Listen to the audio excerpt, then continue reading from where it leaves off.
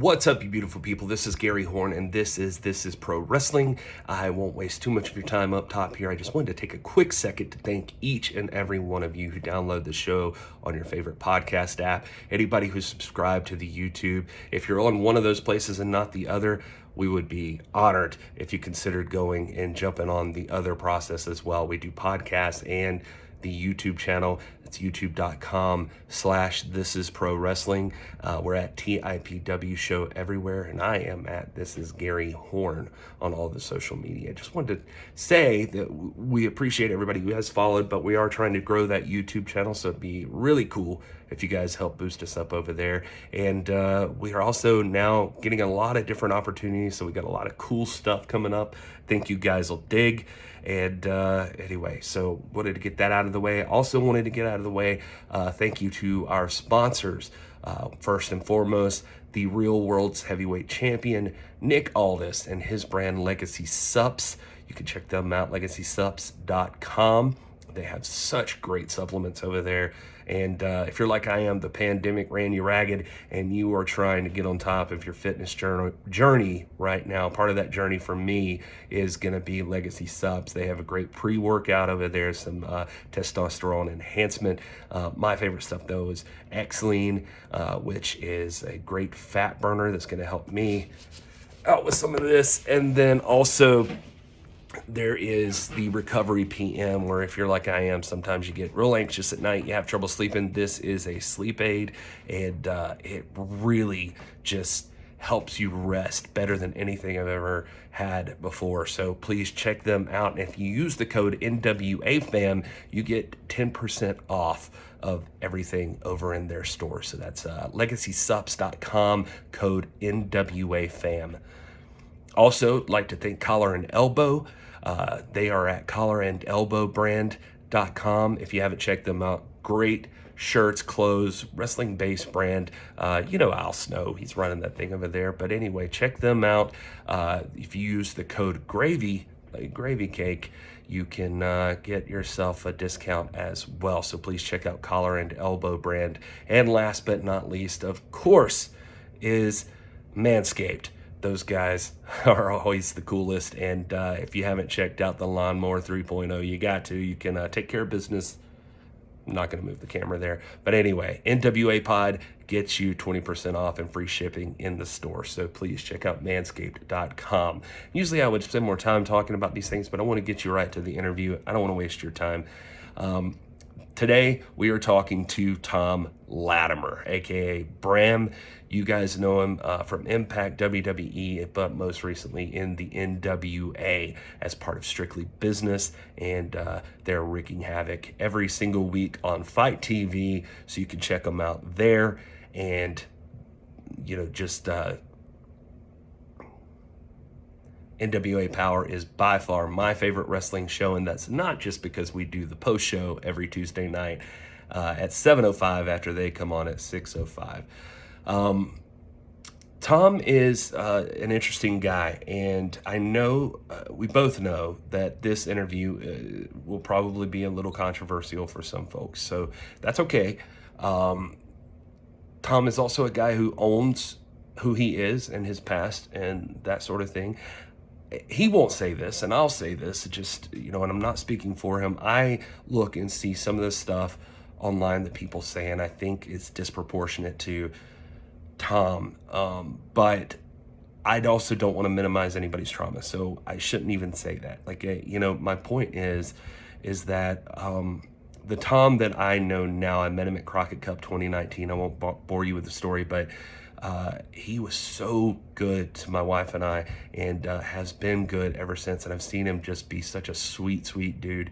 And I just, over the past couple of years, we've built a relationship, and I really dig Thom. And I think he's a guy who's out there trying his best to be the best man that he can be. And unfortunately, due to his past, he is not granted some leniency. And he's not a guy who would disown that responsibility, who would tell you that he hasn't earned some of it. So you'll see that here.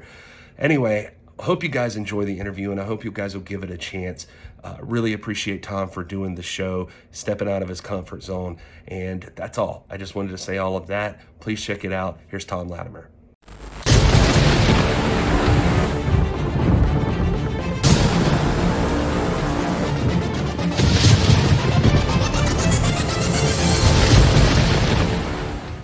stuff. He loves space, and I have a lot of similarities. But I had to ask you if you'd seen that. No, I need to. We don't have Hulu. I need to steal. I was using a friend's. I got you a password, man. I got you a password. You can use ours. Hey, man, I hit just FYI, so you don't think I'm springing something on you. I just went ahead and hit the button here, but it's not actually live. It says live. This is not live, and it's just recording, so we can. I sort of jimmied a bunch of boxes and shit around, and there's light coming in from there. So I like, you tell me how I look. Is this it? Is the cover behind me magic? It's gorgeous. It's just like all the perfect lighting. You're illuminated like an angel. Oh, okay.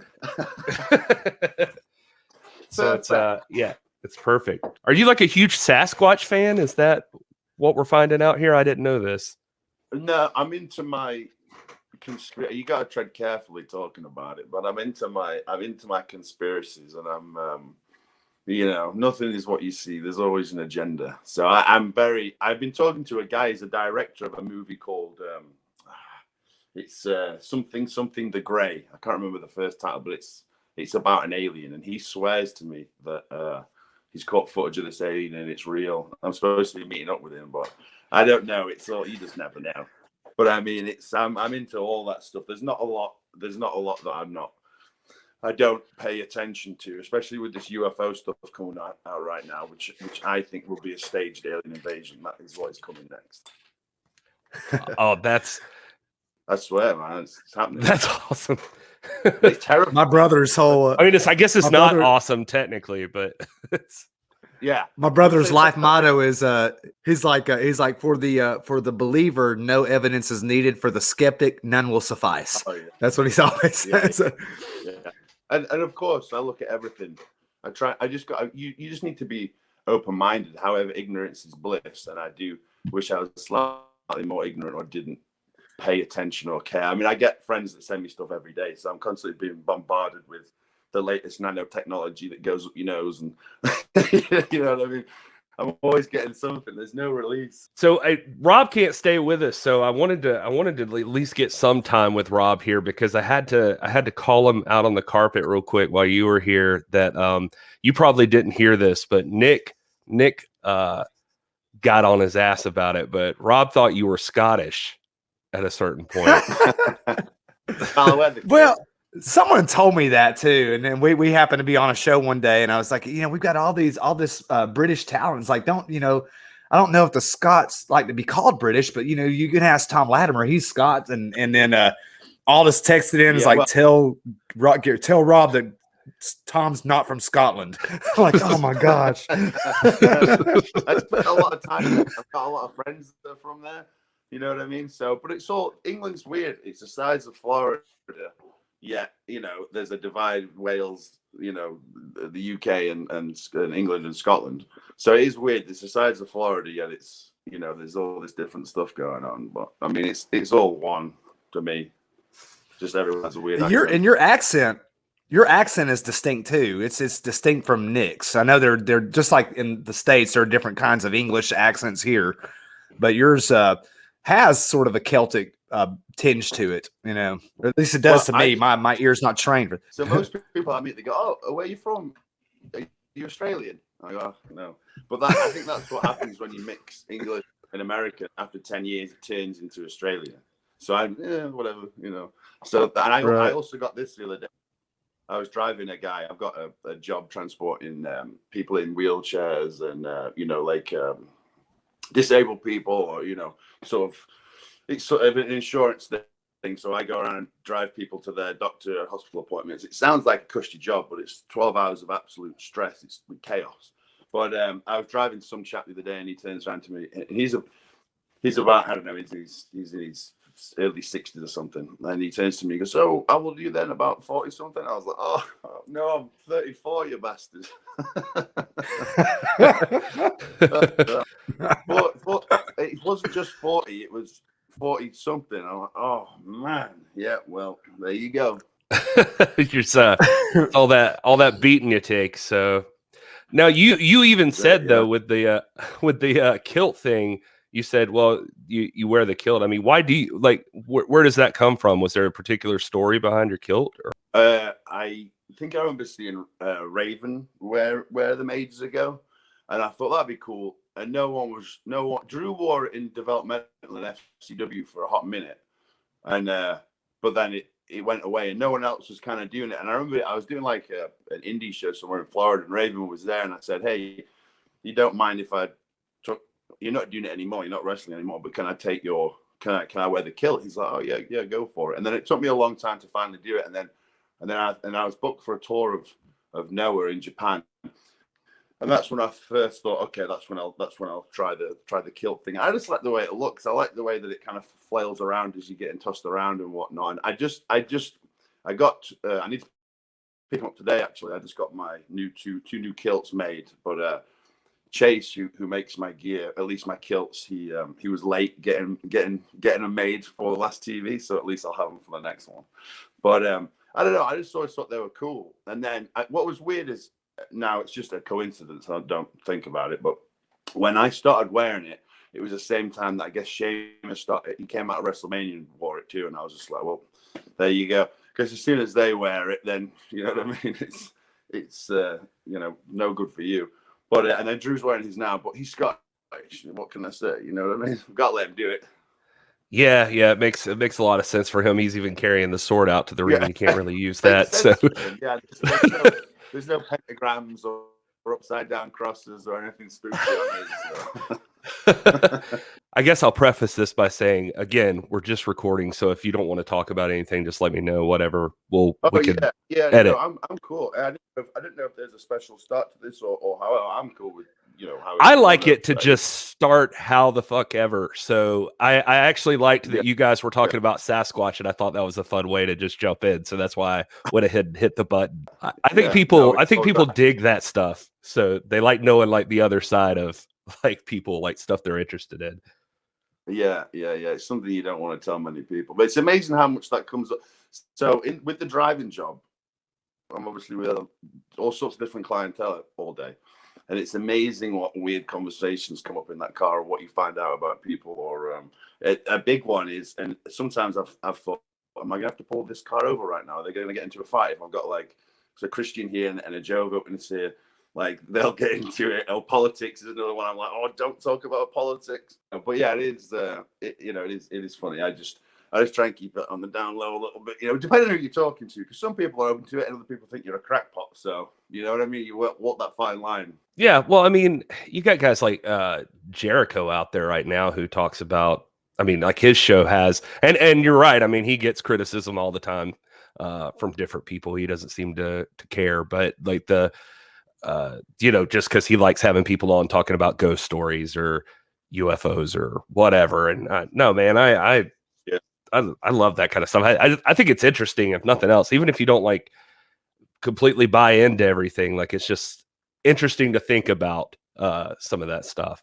Definitely. Anything's possible, like it's very easy to sort of, you're in this reality every day. You see the same stuff. You live in it, and it's very easy to sort of get stagnant in it. But I mean, anything and everything is possible. I mean, I spend a lot of time just trying to figure out that I never will, but trying to figure out why we're here. What I think when I was 14, it was the first time that I'd ever I'd lived a normal life. I'd never questioned anything. I didn't question why the grass was green. I didn't question where I came from. I didn't question reality itself. I had nothing. I was completely oblivious and just cruising along. Then all of a sudden it just hit me, and it made me depressed. I don't know, for maybe like 3 months. Like the first time I questioned reality and what is going on, why are we here? Like it blew my mind, because I just never thought about it. And it was maybe it was at that point that it changed how I think about stuff and made me more sort of open to any idea. I mean, anything, nothing is not impossible. Nothing, like, there's it's, I don't know, to not think that any of this stuff when it comes to God or aliens or whatever, like, I think it's, if you are so set in your ways and say, no, that isn't, like, there's no one lives on this earth, I don't think, that knows what is going on. And until I meet that person or have my moment in front of my maker to be able to ask him. It's all just what you've either been told, or it's what someone's opinion is. You know, no one's around to really tell us what's going on. So, but it just drives me bonkers. But yeah, 14. That's when I think I kind of got into all this hokey, weird stuff. All right, so I just gave it like a little. No, I was trying to like, how do I jump back in here? It doesn't matter. You keep saying it's more organic this way. So we're coming back. We froze up and we had to restart. We froze up. Yep. And let me say this, Gary, before I've got to jet out at 1 again. I hate doing that, man. I'm like on the verge of just quitting my job. I'm just going all in. We all thought you were kind of crappy before this. So I was going to ask, like, you were, you were at the Sellout for Smothers and that whole event, but you are wrestling in Middle Tennessee, which I think is like one of the most vibrant areas in the world right now for pro wrestling. It was the talent that comes out between like you and Crimson, and Aldis is there, guys like Jeremiah Plunkett, Alex Taylor. When you came over here, did you immediately how did you wind up in Tennessee? So I mean, there's a lot more too. Like EY lives here, Crazy Steve. Mm-hmm. Sure, there's more. I think Miro lives in Nashville. So it's a weird mini hotbed. I mean, most people are in Florida, but there is a lot here in the sort of Tennessee area. But I was in the UK, so I'd left Impact Wrestling, and I could make a living wrestling independently in the UK. And after leaving Impact, the last year wasn't really ideal. So we came to a head, and they let me go. And I went back to the UK because, like I said, I could survive and I could make a full-time living wrestling. So, I mean, it wasn't great. I obviously want to stay on TV. But I ended up there for a couple of years. And in the meantime, I was kind of waiting on my green card my 10-year green card to be approved and sent. So I was kind of in like this weird limbo where I wanted to be in America, but at the same time, I couldn't make a living here, at least from wrestling. And at this point, I still hadn't really got my life together. So the last thing I wanted to do is work for the man. At that time I was like, no, I've got to wrestle. I still hadn't had my wake up moment. But anyway, my 10-year green card finally came through, and I'd sort of ran my course in the UK, and I also wasn't very, very happy, and I needed to go.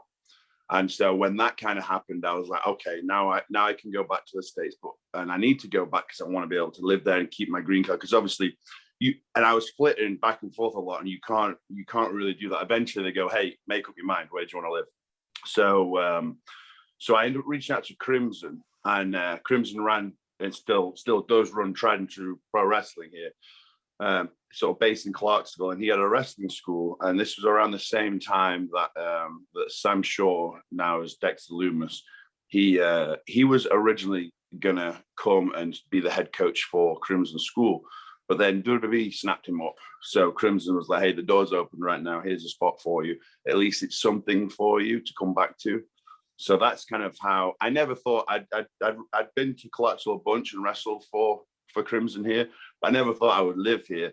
So, but at the same time, I was desperate to get out of the UK. I needed a fresh start. I needed to sort of change my life and sort of get my life back together. So I went, okay, cool. So I jumped on. I think it was like 2 weeks later, I was on a plane, and I got to Clarksville, and I had nowhere to stay.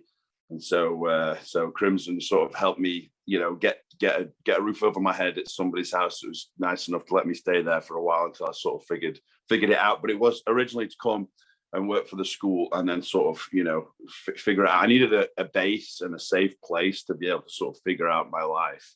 So that's how I ended up in Tennessee. But you're right about there being a lot of wrestlers here and a lot of shows. I've not been able to sort of do very many and whatnot, but there is a bit of a hotbed for all that kind of stuff as well. And like you said, the crowds are great too. They like that sort of, cheerleading type wrestling. They're not, they just want to be entertained and feel part of the show. So whenever you do go to a wrestling show in Tennessee, you can have an easy time. You kind of get spoiled because you could probably have a terrible match and everyone will still be going crazy, Yeah, I remember that at that particular show, you I Like think that. Yeah, just like that. you and James Storm had ended up like of course I didn't expect that at all. I was there with Piper and we lost our minds when y'all came out. Now, I didn't know that y'all were going to come out together, but then we talked a little bit afterwards, and you were like kind of self-critical, which you guys professionals y'all always tend to be critical of your own work. We thought it was fantastic, but Yeah, yeah, it was interesting. It was for Tracy, so that's all that mattered, because it was actually a charity show. None of us were being paid to be there. It cost us money to be there, but it was for a good cause, and for Tracy. And we all loved Tracy a lot, and miss him to this day. So that was fine. It's kind of one of those things. It was just because we literally threw whatever we did literally seconds before we were going out. You know what I mean? And it was kind of, I hadn't wrestled for a long time. I mean, because of COVID, it'd been a long time. So I really sort of wanted to get my teeth sunk into it. But, it was what it was. So what can you, as long as everyone's entertained, I just know that it would have been nicer if everyone else there would have played ball a little bit more and whatnot. There was other things going on that evening, but it would just have been nicer if we could have gone, hey guys, it's just 5 minutes. Let's make this more entertaining. Right. Now, since coming to Tennessee, have you? We know that you're a big. I guess you guys would call it football. You're a big football fan. But have you? Well, I'm not.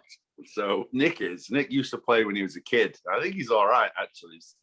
I mean, he'll tell you he's the best, obviously, but no, Nick was the one that decided. He was like, hey, there's a game, and I'd actually texted him a few days before, and I said, because I don't have a life anymore. I get up at 3 a.m. I train. I go to work. Finish work about 6. I come home. I do my paperwork, and then I pre-plan the next day and make phone calls, and then I'll go do more cardio.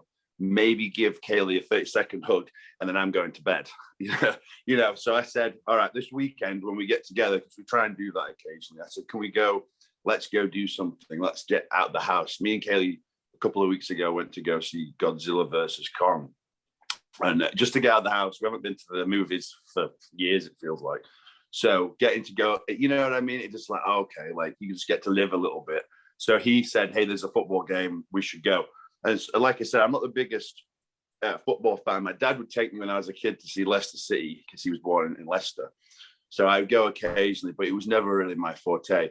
But I'll say this, it was very enjoyable. We did have a good time. And it's kind of interesting hearing the American soccer fans chant, because they're all very polite. You know what I mean? And everyone's like, even if everyone's like happy for the other team, and there's a round of applause, and like there's not a lot of jeering or bullying or hazing or things being thrown or set on fire or anything like that. You know what I mean? It's nice because it's like, this is probably how it should be, but it's so different. Like I heard no swearing at all. And if you went to any football game, no matter what level in the UK, someone's swearing. You know what I mean?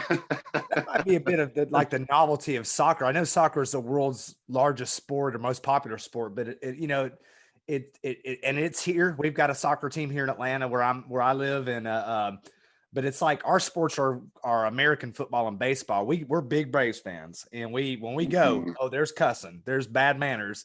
Have you become a baseball fan or been able to pick up? I know because I just know because Kaylee is an athlete and was a softball player and this and that. Have you has any of that kind of spilt over to you as far as like American football or baseball or anything like that?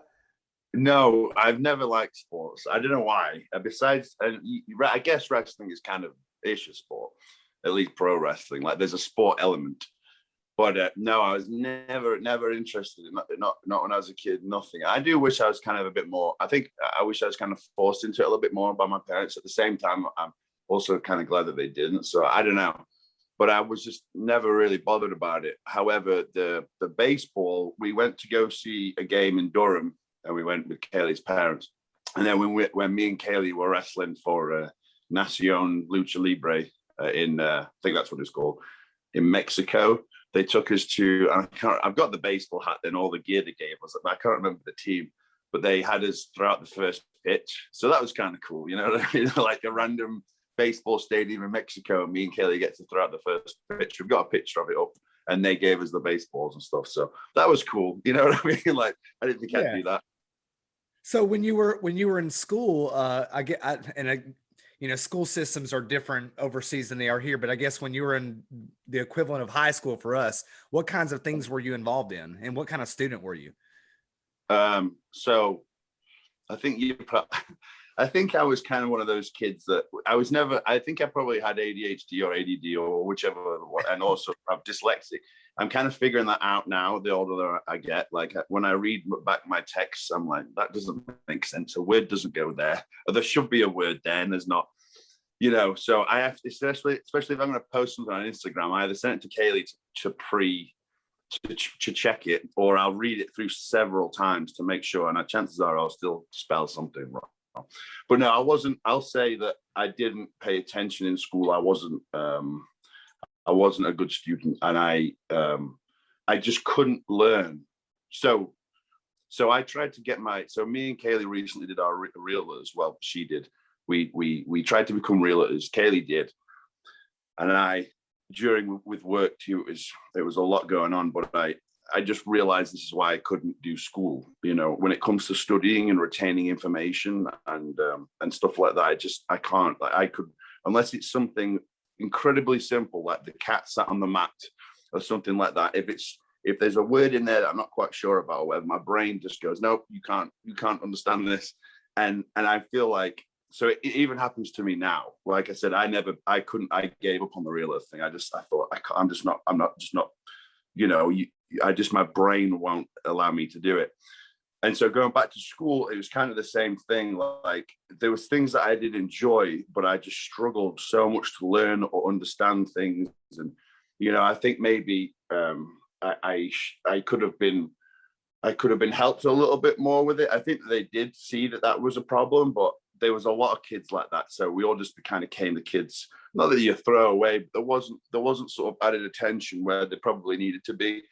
And like I said, they probably just thought I was unruly. Now, it wasn't that I spent a lot of time messing around. I just struggled to understand. I couldn't retain information. It was super hard for me. So the last 2 years of school, I didn't go. I'd spend my time smoking cigarettes and drinking coffee in the cafeteria, and no one would ever even come and check. You know, I'd spend most of my time in the music room with sort of the other kids messing around that somehow didn't need to be in class. So I do regret not trying more. But as a kid, you don't realize, you don't really care, and you know, so you know, it was fun, but probably for all the wrong reasons. But I didn't really get anything from school. When I left, I went to culinary college, and I did graduate that. So I told my parents that I wanted to be a pro wrestler at an early age. I think this is a story that most wrestlers will probably sort of rehash. It's the same kind of thing. You know, there was like a day when the teacher sat everyone down and sort of went, what do you want to be when you grow up? And I'd sort of said that that's what I wanted to be. And that, of course, was a laughing stock of the class, and also the teacher too. You know, so I was kind of like, well, you know, we'll see. And then I told my parents, and they, of course, I mean, in my mind, I was going to be a WWE superstar, but of course, that was so foreign and alien. That was like me telling my parents that, hey, I'm going to, you know, be an astronaut or walk on the moon one day. It's just not going to happen. You're a stupid kid from Chesterfield. It's not going to happen for you. And I kind of understood why the teachers and why everyone else would have thought that. So anyway, my parents forced me to go to catering college, because I'd done 2 weeks when I was like 13 at one of those, you know, where they send you away for 2 weeks to get work experience. And I spent time with these chefs, and I was smoking cigarettes and drinking coffee in the day, messing about in the kitchen. I thought, this is great. I can do this. You know, I can do this when I leave school. So I really enjoyed it. You know, there wasn't, you know, it was just, I felt like an adult, and I was being treated like one. So I think that's kind of what made me think, well, maybe I could do that. So like I said, they forced me to go do that, and I did 2 years of that, and I did pass it, and I'm a qualified chef. But I will tell you, I can't come to save my life. But I got the qualifications. I was about to say, so it seems like Kaylee would take advantage of that, but I guess no. Well, it's kind of, you know what I mean? But we're always eating diet, this and that, and she's always cooking her meals, and they've got to be weighed out and everything. So I kind of get away with not. So I know right now you're on like some plan with her, aren't you? Like I saw you post about it the other day, and we kind of talked about it, but you're like doing some like bodybuilding plan that she's trying to do, because is she like going into competition again or something? Yeah, so so when was this? This is I actually asked her to marry me on stage there, and so cutting back, she did. I can't remember what it was now. It was the Daytona Classic last year, I think. What is it now? Yeah, last year sometime. I think maybe September or something. Mm-hmm. I can't remember. It was a while back, and she won it. She won all the classes. Those three that she entered in. Now I can't remember what it is. I think it's she'll kill me if I get it wrong too. So I'm not going to say. But it's not your bikini and it's not your big muscly women. It's kind of one sort of in the middle. So there you go. Save my skin there. Yeah, like I said, she crushed it. She killed it. Everyone liked her. And so this next one that's in Chattanooga, June 18th, I think 19th and 18th, 19th. This is one where if she does, win or whatever, then she'll be able to get a pro card. So also with COVID and not having anything to be in shape for, and then with the wrestling starting to come back up, it kind of just makes sense as well for her to be doing the bodybuilding stuff and staying in shape, because there's that you have to have a reason, you have to have a goal. Otherwise, it's very easy for to fall off the wagon and just sort of give up. So it was half COVID, and then half she sort of got bit by the bug when she realized she'd be good at it. And so because I don't drink anymore, food has become sort of besides my chewing tobacco. You see this giant tub that I've got, but besides the chewing tobacco, food's my other vice. It's the one thing that I can enjoy. I'm not gonna upset anyone. I'm not gonna end up in jail. Nothing, it's safe. It's so food is generally the thing that I'll do at the weekends or every other weekend to sort of enjoy myself and let loose. And so of course with her competition coming up, the last thing that she wants to see is me on the couch sweating, covered in candy wrappers, shoveling Magnum bars and ice cream down my mouth. So I said, okay, you're going to do this competition. I'll diet for the 11 weeks with you, just to make it easier for you. And at the same time, it's getting me in shape. And, at least we're both kind of suffering. But honestly, after a while, it kind of becomes easy. And especially when you start seeing your body change and whatnot, you kind of think, well, I just kind of want to keep going. So that's why I'm doing it. It's to make sure she doesn't murder me if I'm caught eating a piece of carrot cake. Is that like your go-to? Like what's Thom Latimer's go-to for like just Gary? You don't want to know. It's it's extreme, because I think I've always been an addict. Well, I have always been an addict. So everything that I do, it's either all or nothing. So when it comes to the food, I mean, at one day I'll take a picture of everything and send it, and you'll be horrified. Even I'm horrified. It's just the amount. It's just sickening. I've definitely got a food problem. But it's weird to me, man, because you're like I'm looking at your post today, and you mentioned me, thanks, but you're looking like $1 million, but I'm like, I think every time I've seen you, you look pretty good. Not to get all cozy with you here, but you're looking good, and so it's just, I don't know. It's hard for me to picture you like you said, like shoveling ice cream into your throat. Like what is I don't know. It's just like how is what is happening now different than how you normally act? Because I don't think I've ever seen you look like you're 350 pounds. So I've always looked okay.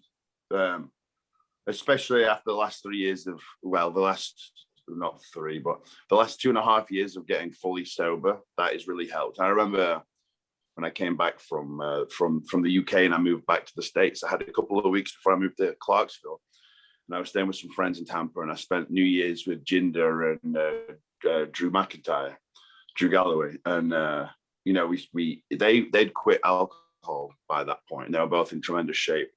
And I wasn't drinking that night, but I still hadn't sort of fully committed to the idea of never drinking again. And so I remember seeing those guys in shape, and I'm like, yeah, we don't drink anymore. And, look at our physiques now. And so that was always sort of lingering in the back of my mind. And until you actually get really into shape, you don't realize how kind of out of shape that you are. And lately, basically, I just realized that if I was consistent, like I have been right now, and just the thing is eventually I have to cheat because you'll just explode. But it's being consistent for a longer period of time. What I would do is I would go a week or two really, really good, not eat anything bad, do all my empty stomach cardio, train, do cardio once I get back from work, all that kind of stuff. And I would just start get into pretty good shape. And then I'd be like, oh, it's the weekend, I'm going to press the big red button. And when I would do it, I would go overboard. And just like with my drinking, that might turn into 1 or 2 or 3 days of it. I'd do that with the drinking. I would start one night and then a week later I'm still drunk. And so it's kind of the same with the food. So again, it's sort of learning that I can't do that. And, there has to be a cutoff, and that, you can't, I can't, it's a yo-yo. It's a weird vicious cycle. If I go 2 or 3 weeks straight without eating, and then I spend 2 days purely eating junk, I just throw a lot of hard work away. So lately it has been, 1, being consistent and generally not cheating, and then 2, when I do, it's going to have to be a lot less so that I'm not going to throw all the hard work away. You know what I mean? And like I said, when you get to a certain shape, it's like Kaylee. Like, it is kind of hard mentally when you've taken all that time and got into that shape. It only takes a couple of days of eating, a few Dunkin' Donuts and whatnot for it to go away. So you've got this sort of fine balance, and then also you've got to be comfortable with. You can't look bodybuilding shredded all the time. You'd probably die. You'd be at least very, very miserable. So you have to be strong mentally to realize that it's okay to not look like that all the time. You know what I mean? Thom, man, I've got to bounce. I hate to leave. You son of a bitch. I know. Well, we love you. We love Kaylee. We feel like we've known you forever, it seems like, and we just we're very invested in you, and always watch what you and Kaylee do with great interest. We're proud of you, and I know that we'll run into each other here and again in a few weeks. And I live in Chattanooga, so when you guys are here in Chattanooga, hit me up, man. Chances are me and Gary are going to be talking for the next 6 hours. So just come back when you're ready. Yeah, I may jump back in, man. Seriously, I'll be in and out. I may jump back in. Hey, y'all take care. Yeah. Right. Thanks, Rob. Right. Later. See you, my brother. So have you noticed, like, this is I'm asking this genuinely for myself mainly, is that obviously I am not in the greatest shape in the world, but I've been working on it. But the one thing I have trouble with, so maybe you can speak to this a little bit if you feel like it, is I love drinking a beer. And so like and I know I can tell it's the worst fucking one. Like, because I'm sure that alcohol just makes it harder to burn anything else. And then B, I think that I've usually got decent self-control, except when I drink. And, it's literally like, like I'm not going out robbing banks or anything, but I will eat the hell out of the house. Yeah. You're right. So anyway. So I'm glad that we're bringing that up, because that's something definitely that I wanted. I touched on it a little bit, but I do want to talk about that. So, but I think that, one, we know that you lose self-control. So if you are going to drink, you're not going to care what you eat when you do. And then 2, it lowers your testosterone, raises your estrogen. And then of course a pint of beer, like a pint of lager this explains my chest right now. The changes I'm going through. I was going to have to start talking to my wife. They say it's the equivalent of a sugary donut. So for me, especially back when I was drinking, I'd drink 30 or 40 a day. So that's a lot of donuts you're drinking. You know what I mean? Right. So I don't know. The thing for me is I have a problem and I've had a problem. I have a problem and I had and have a problem. So for me, it was, there's a lot of people that can drink and they never get into trouble. Nothing bad happens to them. They still make rational decisions. And there was the people that can sensibly drink. And I'm not one of those. I'm not one of those people. And there's some people that, because I always thought, so it took me a long time to realize I was an alcoholic. And I always thought growing up that it was an alcoholic is someone that is on a park bench, homeless, begging for change to get drunk. I didn't realize you could, like, being an alcoholic is like this broad spectrum. You know, if you were to sort of just get bladdered once a week, I mean, you know, you're still kind of technically an alcoholic. And I never realized that. And I never thought I was. I remember when I got fired from WWE for a drinking related thing, for you know, touching a cop and whatnot.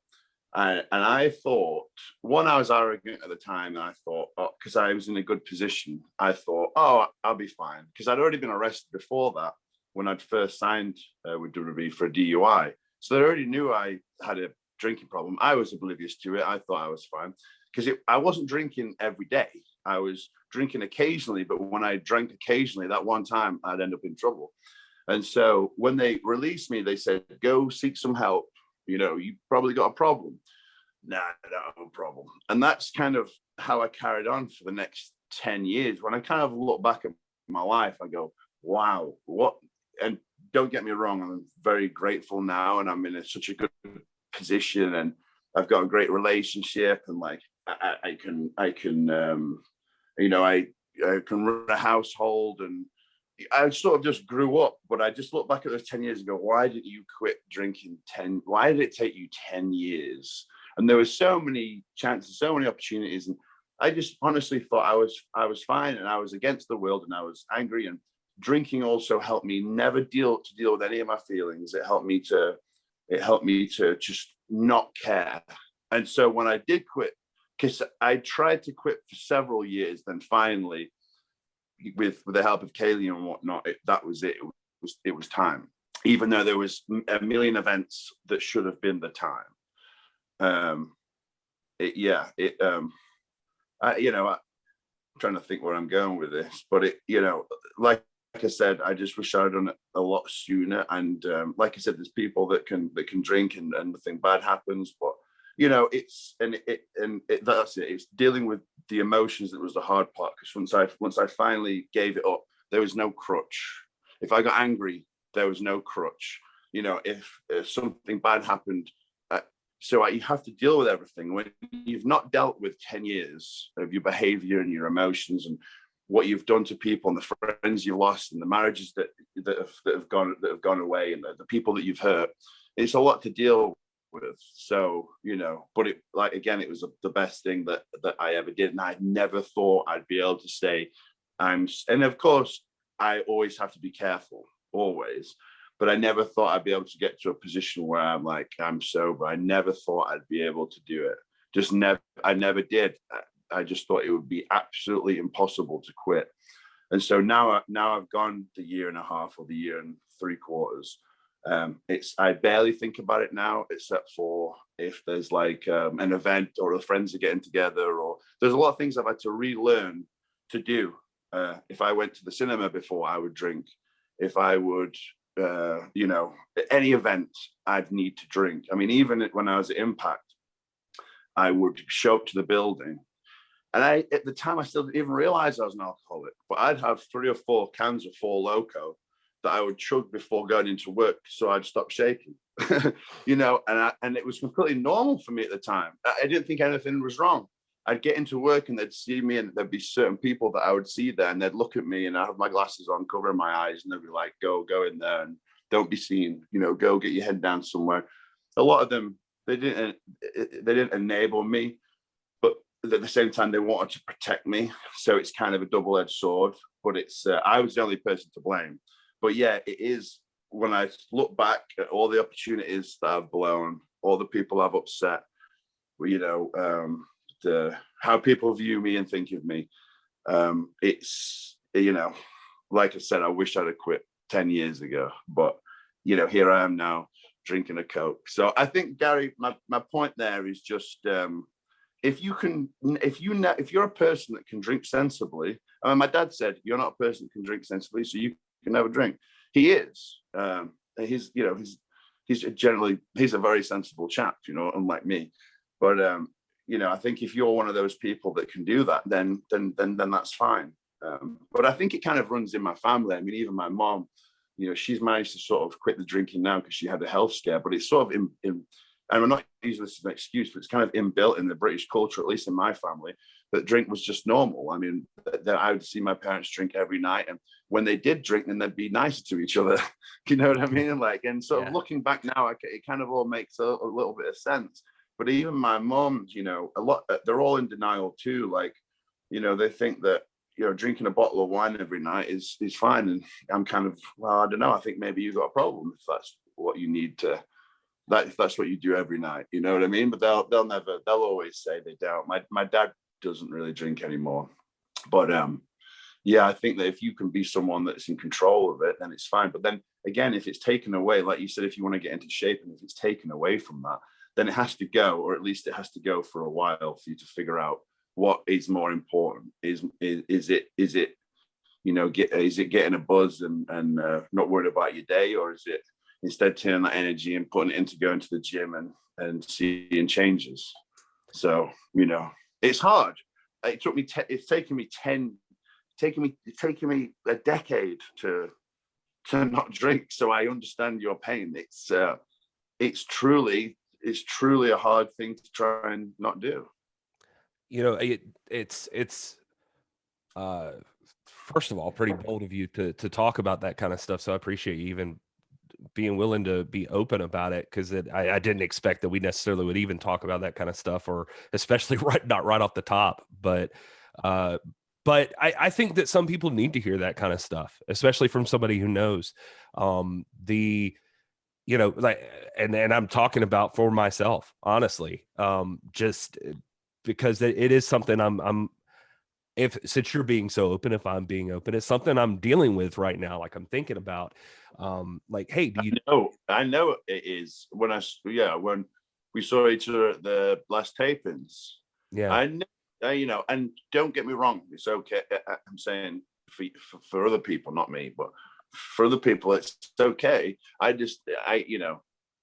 look at when people are generally sort of, when they've had a drink, there's generally, you know, especially if there's a level too, like if you're pretty drunk, there's generally something going on. You know what I mean? So yeah.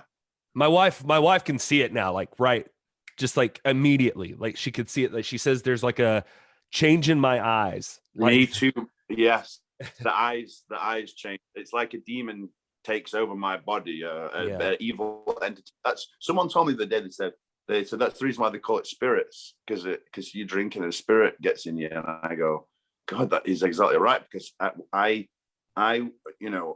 this is a scary statement to say, right? But I can never and will never drink again, because whatever takes over my body, whatever possesses Thomas Latimer, what is not me, and there is no limit to what could happen once I've had a drink. I could wake up in jail on a murder charge, and I'm not willing to take that risk anymore. That is how much it changes me as a human being. You know what I mean? So when you said the eyes, I completely relate to it, because I've seen that in other people too, and it's harrowing. That's when your missus goes, uh-oh, I've got to try and ride this next 6 hours out and hopefully get him to bed before you know right, what I mean? Right. I mean, I've been and like you said, you earlier, you were joking around and said but I mean, that is something that crossed my mind. My thing right now is generally, like, if I get drunk, I overeat or act, you know, goofier than normal, you know, or like extra talkative, or like I just, you know, I get more loving. Like, I'm like, oh, you're my best friend in the world, and I want to hug you, you know, and that kind of thing, which is, you know, maybe to some people okay, but sometimes, like, when I think back on it, I don't know, it's interesting to me, because I'm having these moments of like, God, you're an idiot. Like, why were you doing that? Even if I haven't had, like I said earlier, the robbing the bank moment, even some of the goofier moments, I'm just like, why were you so, like, loose? Like, just tone it down. So There's something to be said for like being open, but then there's another side of it that's like also having like boundaries. for sure, I think that I remember. I remember with Ashley, my ex-wife. I remember we were. Again, it's a blatant problem, but I was at an FIP wrestling show in Ybor, and this is maybe a couple of months to half a year after getting fired by WWE for drink. I was blind drunk on the show, and after the show, I was running around and I was kissing all the guys and hugging them and doing the same thing. And Ashley turned around to Nick, because Nick was there, and she went, "Listen, I've got to ask you, but is Thom gay?" He's like, "No, he just gets like this when he's drunk." And what kind of started happening to me as well, especially later on, is I would get such anxiety when I woke up. I would try and think, okay, who was I with? What happened? Who do I need to apologize to? And, even if, like you said, it had only been a couple of drinks, I still have that fear and anxiety that I've done something wrong, or I've upset someone, or I've gone on Twitter and I've said something stupid, or I've commented on someone's post that I never would. And that's the thing. So I feel you on that, because that's something that really started to get to me. And if all these things are happening, then they're all signs that, yes, it is time to rethink it. Because again, I didn't want to deal with my emotions. I didn't want to feel. I wanted to be numb. The last thing I wanted to do is listen to all the warning signs. You know what I mean? Because that meant I had to look at myself in the mirror, and I was terrified to do that. So I think that, yeah, again, they're all things that do apply to it. And I think that they're all things you definitely should at least be aware of, and know that they're all things that are telling you, maybe if you, like I said, if you can drink, if you can drink responsibly, then if one couple of drinks every now and then with your friends, I don't see a problem with it. But then, if it starts getting more and more, and you start feeling more and more like something wrong, something bad has happened or whatever, then, because a lot of it is friendly stuff. I don't run around kissing dudes.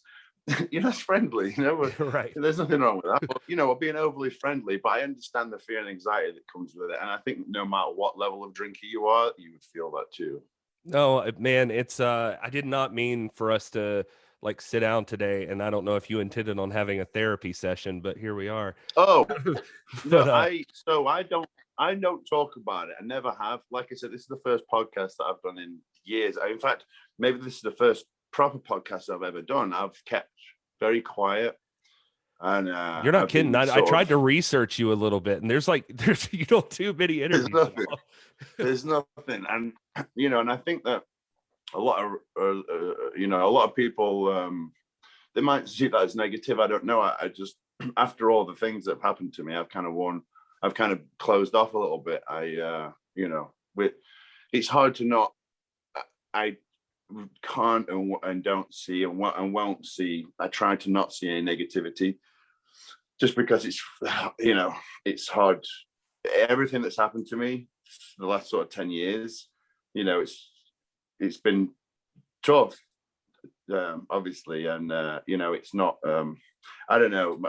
I'm trying to think what my point is here, but yeah, like, I've just been so closed off. So I'm happy that we do get to have this time and talk, and it's also helping me, which you've talked about too, helping me sort of get over that. And I just sort of shut off from everything, just to sort of protect my own sort of mental health.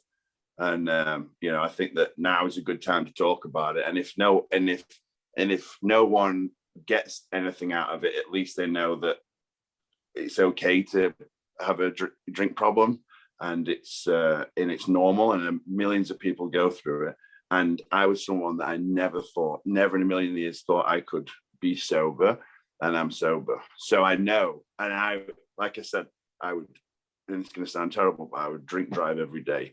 I'd wake up, I wouldn't stop.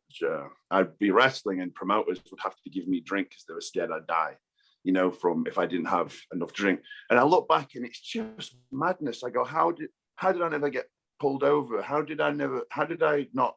I don't know. I remember times where I'd be doing drugs, drinking by myself in hotel rooms, sobbing. You know what I mean? I'm like, who is this person? So for me, for me, knowing that what I was like, I know it can be done. So if anyone's going to get anything from this, it's just that if you are struggling with any sort of dependency and whatnot, you can do it. I'm someone that shouldn't have done it, and it took me 10 years to do it, but it can be done. So like I said, that's, again, it's something that I don't want to sound patronizing or anything, but I am glad that we get to talk about it, because I don't think it's something that people know. And I also feel like it's kind of a weird thing where it's like, it's not anyone's business, and why should I put it out there? At the same time too, if it, like I said, if it helps other people, then so be it.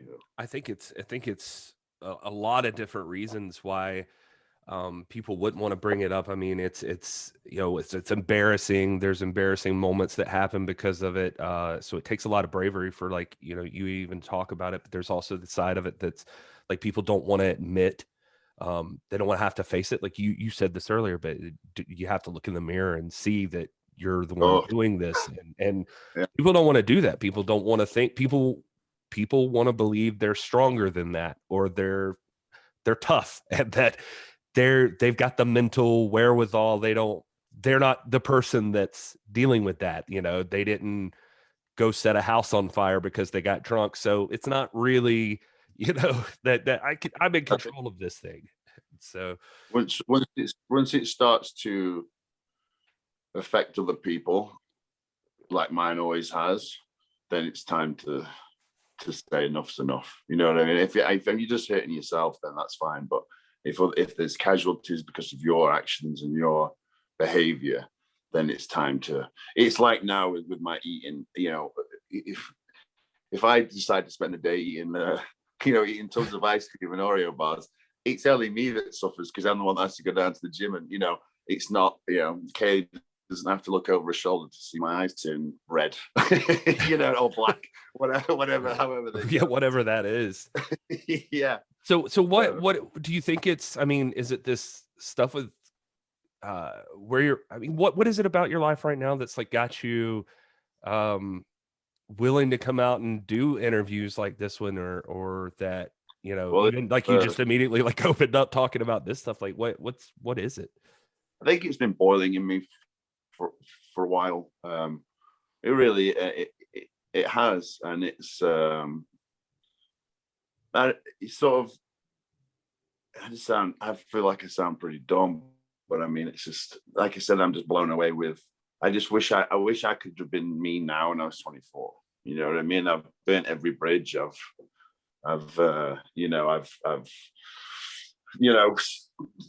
walked away from every opportunity. I've upset a lot of people, and I don't know. I just it's just, I feel like, I don't know. And I think maybe a little bit of it is I want people to know me a little bit more. And I think that when I'm not, if you don't, a lot of people do podcasts, a lot of people talk, a lot of people do interviews, and it helps people understand you and know that they're human. And I think in my mind, I always had this illusion of like, Undertaker, like, he's supposed to be this dead man. No one, you're not supposed to be able to tweet him. He's unattainable and he's untouchable, and he's this big real life superstar. And times have changed. And I always thought I want to be that wrestler, like say like New Jack or Sabu or whoever, right? The guys that they go, oh, I'm not too sure about this guy. Like maybe he's legit. I mean, Sabu gets it all the time. I spoke to him a while back. He's like, oh man, every time I've got to wrestle a kid, they really actually beat me up. And I'm like, please, it's a work, brother. It's a work. Because he did such a good job back in the day of proving to people that he was a lunatic. People are still to this day scared of him and thinking, oh, if I get in the ring with him, I need to lay in because that's how he does it. No, it's an illusion. The art of pro wrestling is making it look like you're hurting someone when you're not. And so I always had that sort of thing where it was idiotic to think, but I always thought too, like, okay, I'm going to take this character, Bram, or whoever I am, and with the outside bad stuff that happens in my life, I can conjoin the two. And I think back in the day, maybe it would have worked better and times have changed. But I thought in my mind, well, this is going to be even better. People are going to think that I'm a lunatic when I'm out of the ring as well as in. and it didn't work out the way that I thought it would. You know what I mean? Like it did. You know, people do read and have seen and been around me. There's plenty of people that have been around me at shows, and plenty of people that have been disgusted by my behavior and the things that I've done. And in my mind at the time, being how I was, I just thought it was playing into the thing. You know, like you can't really do that. There needs to be two sides to you. You know, like I said, times have changed, and I just always thought I want to be that unattainable wrestler. I want people to question whether you know, who I am is real or not. And I mean, there was even a time at ICW, which was one of my favorite independent promotions in the UK, Insane Championship Wrestling, and it was kind of a throwback to the sort of ECW days almost. And now I was in my element there, because you could swear, you can drink beer, you can jump off stuff, you can bleed. You know, it's no holds barred, or at least it was. And you know, and I remember doing this angle where I was wrestling one of the guys, great guy, and he wanted me to hard weight him, right? So we're having this cage match. We've had this feud where I've broken up his wedding and whatnot, and I end up he wants me to punch him in the face. So I'm trying to punch him in the face to open him up, right? Right. And I probably had too many drinks, so of course I carry on a little bit, but he's okay with it. This is what he wants. But his eye ends up out here, right? And it's all a mess. And then he goes online, he tweets about it. And we're thinking, oh, this is going to be great. This is going to, you know, and then he did a promo where he talked about my past arrests and all this other kind of stuff. And we thought, this is going to be money. Like, people legitimately think I'm a douchebag. And he's playing into it too. This is going to be a wild, people are going to be all over this. But instead it was completely shit on, and people were appalled by it, and they were appalled with how we tried to use that as an angle and everything like that. Because I thought, well, at the time I thought, well, it's an incident that happened to me, and it's something that is a touchy subject, but it's something that happened to me, and I wanted to sort of you know, own it. And at the same time, I thought maybe it would turn into a good angle, and it didn't. It actually made everything even worse, you know. So I think now for me, it's more. I need to show another side of me that's the normal human being, and you know, and not a deranged, not a deranged lunatic, at least not anymore, you know. So, and also I've been scared too. I mean, as much as it's me wanting people to know that I've changed, it's definitely also like it's scary. It's scary to you know, to sort of admit all that, and also sort of let people in, especially when I've been so guarded and I've not wanted to, out of fear of, you know, what people are going to think and what people are going to say. So, you know, it's kind of a mixture of two. It's time to open up, it's time to talk, and it's time to you know, it's time to at least sort of paint a new chapter, and you know, you know, I've got a dog that loves me very much. I'm getting married. I have a full-time job. Like, I'm not this maniac anymore, you know? Yeah. I don't know.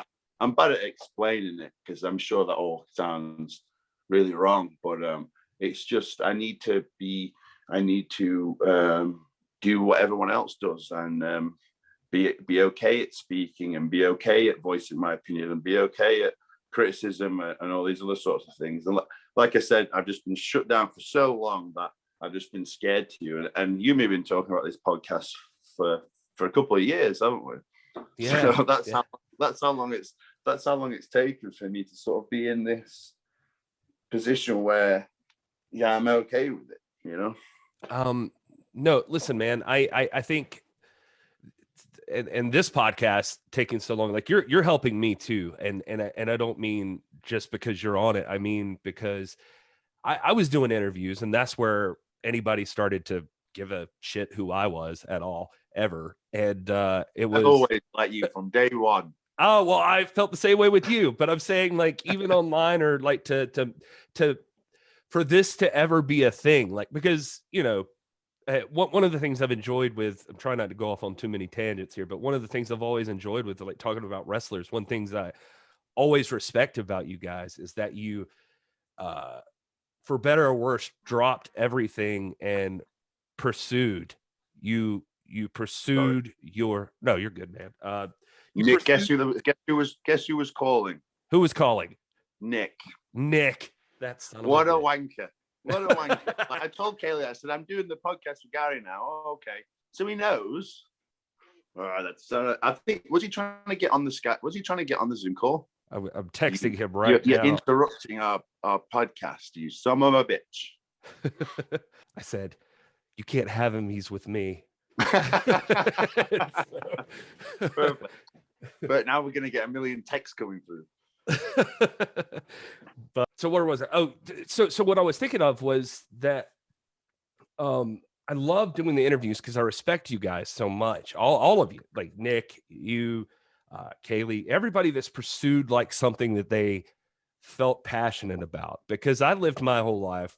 Not that I haven't been passionate about things and done something, but I'm still one of these guys that I'm at the age I'm at now doing what I'm doing. And I'm just in a job where I'm like, oh, this is what you do. And I'm not saying it always works out, but I'm saying that I've never had the opportunity to say like, oh, here's something I've always loved. I've always loved pro wrestling. Like I've always loved it my whole entire life since I'm like 3. So it's like, why could I ever do anything else with it besides sitting on my couch, just watching it, which is okay. But for some reason, when you're questioning like your career path, you're like, man, if I'd have really started working at 18, who knows? I could have been busting my ass too and been in the ring against Thom Latimer, or I could have at least been on commentary with Joe Galley, or I could have, who knows? And so anyway, all that to say, when I started doing these interviews, I loved talking to you guys, but I also felt like it can't just be about feeling good that I've got Thom Latimer on my show. Like it's got to be like, there's got to be something else important. Like what's the thing that they make me think of that I can hopefully help other people see too? And there's got to be something extra where it benefits everybody. It benefits the people listening. It benefits you. It benefits me. It's if that all makes sense. Anyway, yeah. You talking to you has helped me like get back into the groove of like what I would like to accomplish with this thing is to let people know who these people are, who you see on TV, that sort of thing. Like to really not just, and we're gonna, I trust me, anybody who's listening, I promise I'm gonna ask Thom Latimer wrestling questions. But we've been sitting here talking about. We're having a personal podcast. I know, but we're sitting here talking about all this stuff. But I mean, that was part of what I wanted. I was like, Thom Latimer, I feel like is a person. I looked all over online. I'm like, people don't know Thom Latimer, not the same Thom Latimer I know. Not, and I'm not saying I know you like the best in the world, but I know the Thom Latimer I first met you at Crockett Cup 2019, and I'll never forget it. Just like my wife and I, we paid for the VIP and we got in there and we were sitting there and you and Kaylee and Royce came and sat with us and we just started chatting it up. I also remember the first thing you ever said to me, and you probably wouldn't even remember, but it was we were sitting there and I didn't watch TNA. So I didn't watch TNA and I didn't know who you were. I honestly didn't. And I didn't think I remember. Yeah. And I didn't know who Kaylee was. And so I thought I was being nice, but now looking back, I'm like, this is probably kind of insulting. But like, I was sitting there and I was just like, so who are you guys? I don't know who you guys are. And you were like, I don't know who you are. I was like, fair point. Oh no, you're not supposed to remember stuff like that, guy. And I was like, I felt like a jackass because I was like, oh man. It's one of those things like you carry with you later. You're just like, why the fuck did I say that? Oh yeah, got a million of those. But anyway, so we sat there though. You guys hung out with us, and you guys made my wife feel like she was welcome, and she was totally out of her element. She's watched wrestling, she has her people that she likes, but she's never been like a huge mark for wrestling or anything. And so but you guys made her care about that whole show and be invested. And like, that was, and it was you and Kaylee and Royce, like you guys just made her feel like $1 million being there. And so I've never forgotten that. You guys were awesome. And so she always, like, no matter what, even if she's not watching NWA Power that week, she's like, what did Thom do? What did Kamille do? Like, you know, she wants to know what happened with you guys. And so, I don't know. Anyway, I just always thought that was interesting. I think that maybe then we're partly to blame for your podcast and for you jumping into it. Maybe if it had been horrible to you, the podcast and everything else wouldn't have started, and you wouldn't have been a wrestling fan, and she could have a nice life without wrestling. Yeah, that may be true. Yeah.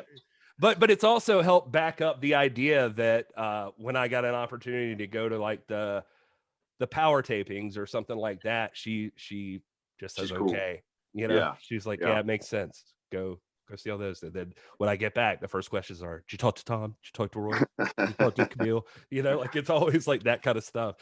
So, but I mean, it's good, guy. Like you said before, like you sort of had a deal where you are like, you know, I'm a certain age, I really like this, and I never did this. You know, the last thing you want to do is have a look back and regret. I laugh about that because I do. But I mean, the last thing you want to do is look back and sort of regret or wish you'd have done something. You know what? So it's better late than never. And it's, you know, what you're doing is invaluable. And also, you know, and you are part of the family, and you help them more than that they know. So you know what I mean, and then you know you're a part of it too. So I think, you know, it's a good thing. And like I said, it's better to do it better late than never. But I understand how, you know, how you feel. I on a daily basis kind of have that. I had a friend today, an old friend, send me a picture of me. I don't know where he got it from. I didn't even know it was taken. This is 11 years ago, of back in FCW. I'm laying on the ring with the Raw apron, and Titus sat there next to me, and there's some other guy in the picture, and he sent me and said, look what I've just found. I went, where did that picture come from? You know, so I also feel you know, when you do look back and you're like, man, like, you know, like trying to think what the right word is, but with not regret, well, kind of regret, but I understand what you're saying when you go, you know what, like, it's go time. I need to figure out something fast and get doing what I want to do. And that's kind of the situation that you're in right now and I'm in, because looking at that picture, I go, that's 10 years ago. Like, I was 24, thought I would stay 24 forever and be a millionaire and have action figures and wrestle at WrestleMania and all that. And it didn't come true. And now I'm 34, and there's a small window left. So I feel you on that. Like, I'm in the same position when it comes to kind of scrambling to sort of do what I love and do it in the way that I wanted it, and it to be how I envisioned it. And it probably never will be. Just like for you, it probably never will be. If you wanted to be a pro wrestler, but you know, at least chasing a dream is better than not having one. Starting now, you're still going to end up somewhere. I already have, and I mean, and you as well. I mean, if we'd have just not done anything, and even if I just started like 3 or 4 years ago, I'm still hanging out talking to you right now. That's not something that would have happened if I hadn't finally just lit a fire under my ass and started moving and doing something. For you, I mean, like it's. I get it, man. It's tough, and the internet is notoriously just will beat you into submission if you let it. And it's like it's a rough place sometimes. It's very toxic, and I spend a lot of time on Twitter just to promote this kind of stuff, but I see conversations every day I have to avoid just because, like, you want to say something, but then you're like, this will go nowhere. It does not matter. Yeah, I avoid it like the plague. If anyone who listens to this follows me on Twitter, I'm sorry that I don't tweet. I just I retweet. I don't put my opinion or my feelings out there because it's not where when I was a drunk several years ago, I wouldn't have cared. I'd have put on whatever, and I don't care. Give me all your hate. Whereas now, I sound like a bit of a wuss, but I mean, I get one snarky comment, it messes up my whole day. You know what I mean? Yeah. Like, it crushes me. It crushes me, and I don't, you know. And everyone goes through this, and everyone has it. And there's people that are way more. I'm not notable at all, but there's so many other people that you sort of get that, and you know. So who am I to be moaning about it? It's just Twitter, I just can't. Instagram is sort of my safe place. If you follow me on there, like I can be me. But Twitter is definitely a place that I avoid, and I would. Kaylee got rid of hers for her, you know, for her mental health, and she's like loving life without it. I tell her stuff, she's like, "Oh, I don't know, I don't have Twitter." Oh, that's right. Yeah. She was. You could tell she. I mean, I'm happy for her doing whatever she needs to do, but she was definitely quick to fire back on people. It was fun watching it too, but it was. And she can get away with that. I can't. I can't. Even if it was 110%, I'm correcting what I'm saying. I can't ever say anything, and I've accepted that, and I understand it. But yeah, it's definitely a place that I don't hang about on. So I understand. I know what you're saying. It's perfectly. It makes sense. I guess I'm just even mentioning it just because, like, I get you being hesitant to put yourself out there because there's this will generate. I'd be very surprised if it didn't generate some level of negativity. And so you have to remember too, I also feel I don't want to put that negativity on you or what you're doing or your brand or anything else. So, you know, it's kind of like, you know, there is a level of that. It's a level of, you know, if you're going to stick your neck out and give me a platform to voice my opinion and speak, at the same time, I don't want then for it to sabotage or affect you. You know what I mean? So it's kind of, maybe we're too old to care, Thom. Like, it's it's like at this point, I've already gotten more out of this than I ever expected to get. And also, I again, we'll talk about wrestling in a second. I'm not trying to be super cheesy here, but you've been really good to me, and so has Kaylee. And in the NWA, just everybody there has been so awesome. Nick, all of you. And so I don't give a shit what anybody else thinks, honestly, about that kind of stuff. Like, I know who I deal with and who I talk to, and so that stuff doesn't matter to me. It's anyway, long story short, who gives a shit? But yeah, people are going to say what they're going to say. And I've learned so far just immediately that, especially on Twitter, that somebody will say, they will talk shit. Like, it just happens. It just, no matter what, some people they just live to create turmoil. Like, that's what they're there for. I don't know how people get off of that, but that's, anyway. No, let's Instagram all the way.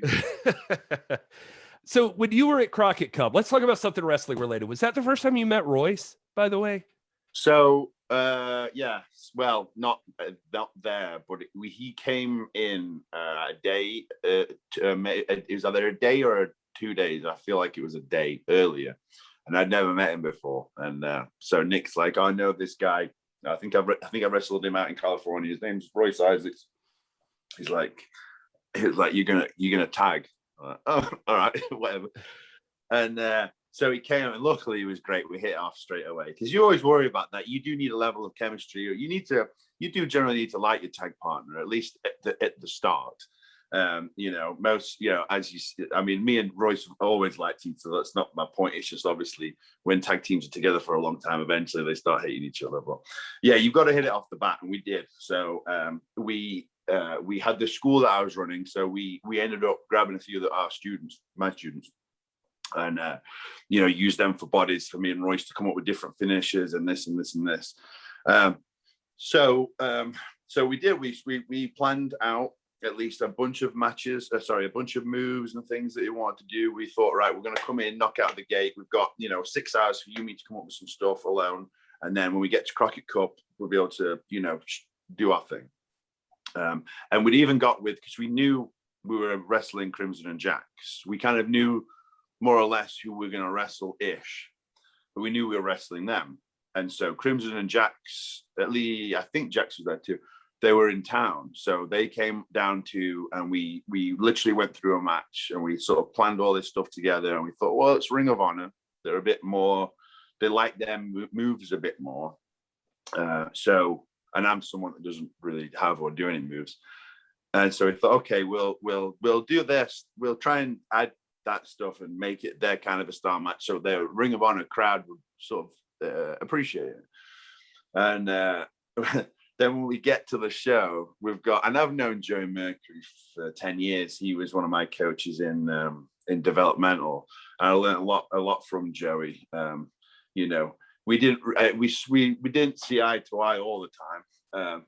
But I mean, he was generally pretty good to me. But he was our agent, and he wanted us to do nothing. We'd come up with all these ideas and shot them all down. And then we pretty much had to, we would like get ready to go out. Like, I think we were wrestling Bandito and what's his name? Flip Gordon. And before we're going out, they're like, nope, don't like it, change it. As we're going out, like, all right, let's figure this out. And so it just wasn't what, the Crockett Cup wasn't what me and Royce were. We got all the way through to the end, and we were pretty disappointed with it, because we'd spent all this time coming up with some stuff, and we really, we wanted to, and it was fine. They we did what we were told. Joey was our agent, so we're going to do it. I'm going to do, if you're my agent, I'll do whatever you say.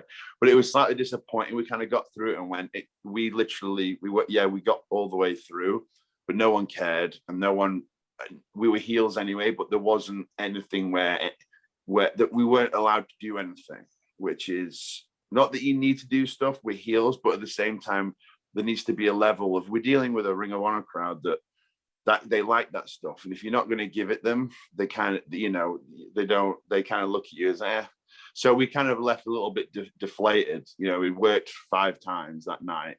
And we kind of just went, oh, well, that could have been better. It was just one of those things, like everyone else got to sort of do what they want, and we were told we can't. And like I said, we did as we were told, but we were definitely a little bit disappointed when we left there. Do you mean like you didn't feel like you stood out in some way? Yeah. Like, it's hard to describe. We ended up just having to get through it, because we weren't, every idea that we had was shot down, or they didn't want this or that, or we were told to do stuff in the match, which I'm used to getting cues anyway. So, but it was just like, I don't know, what, we shouldn't have done this, but in our mind, we had it going a certain way, and or being able to show who we are. And that was kind of taken away from us. So we thought, yeah, we showed up, and yeah, we got through to the end, but no one's going to care generally through the performance.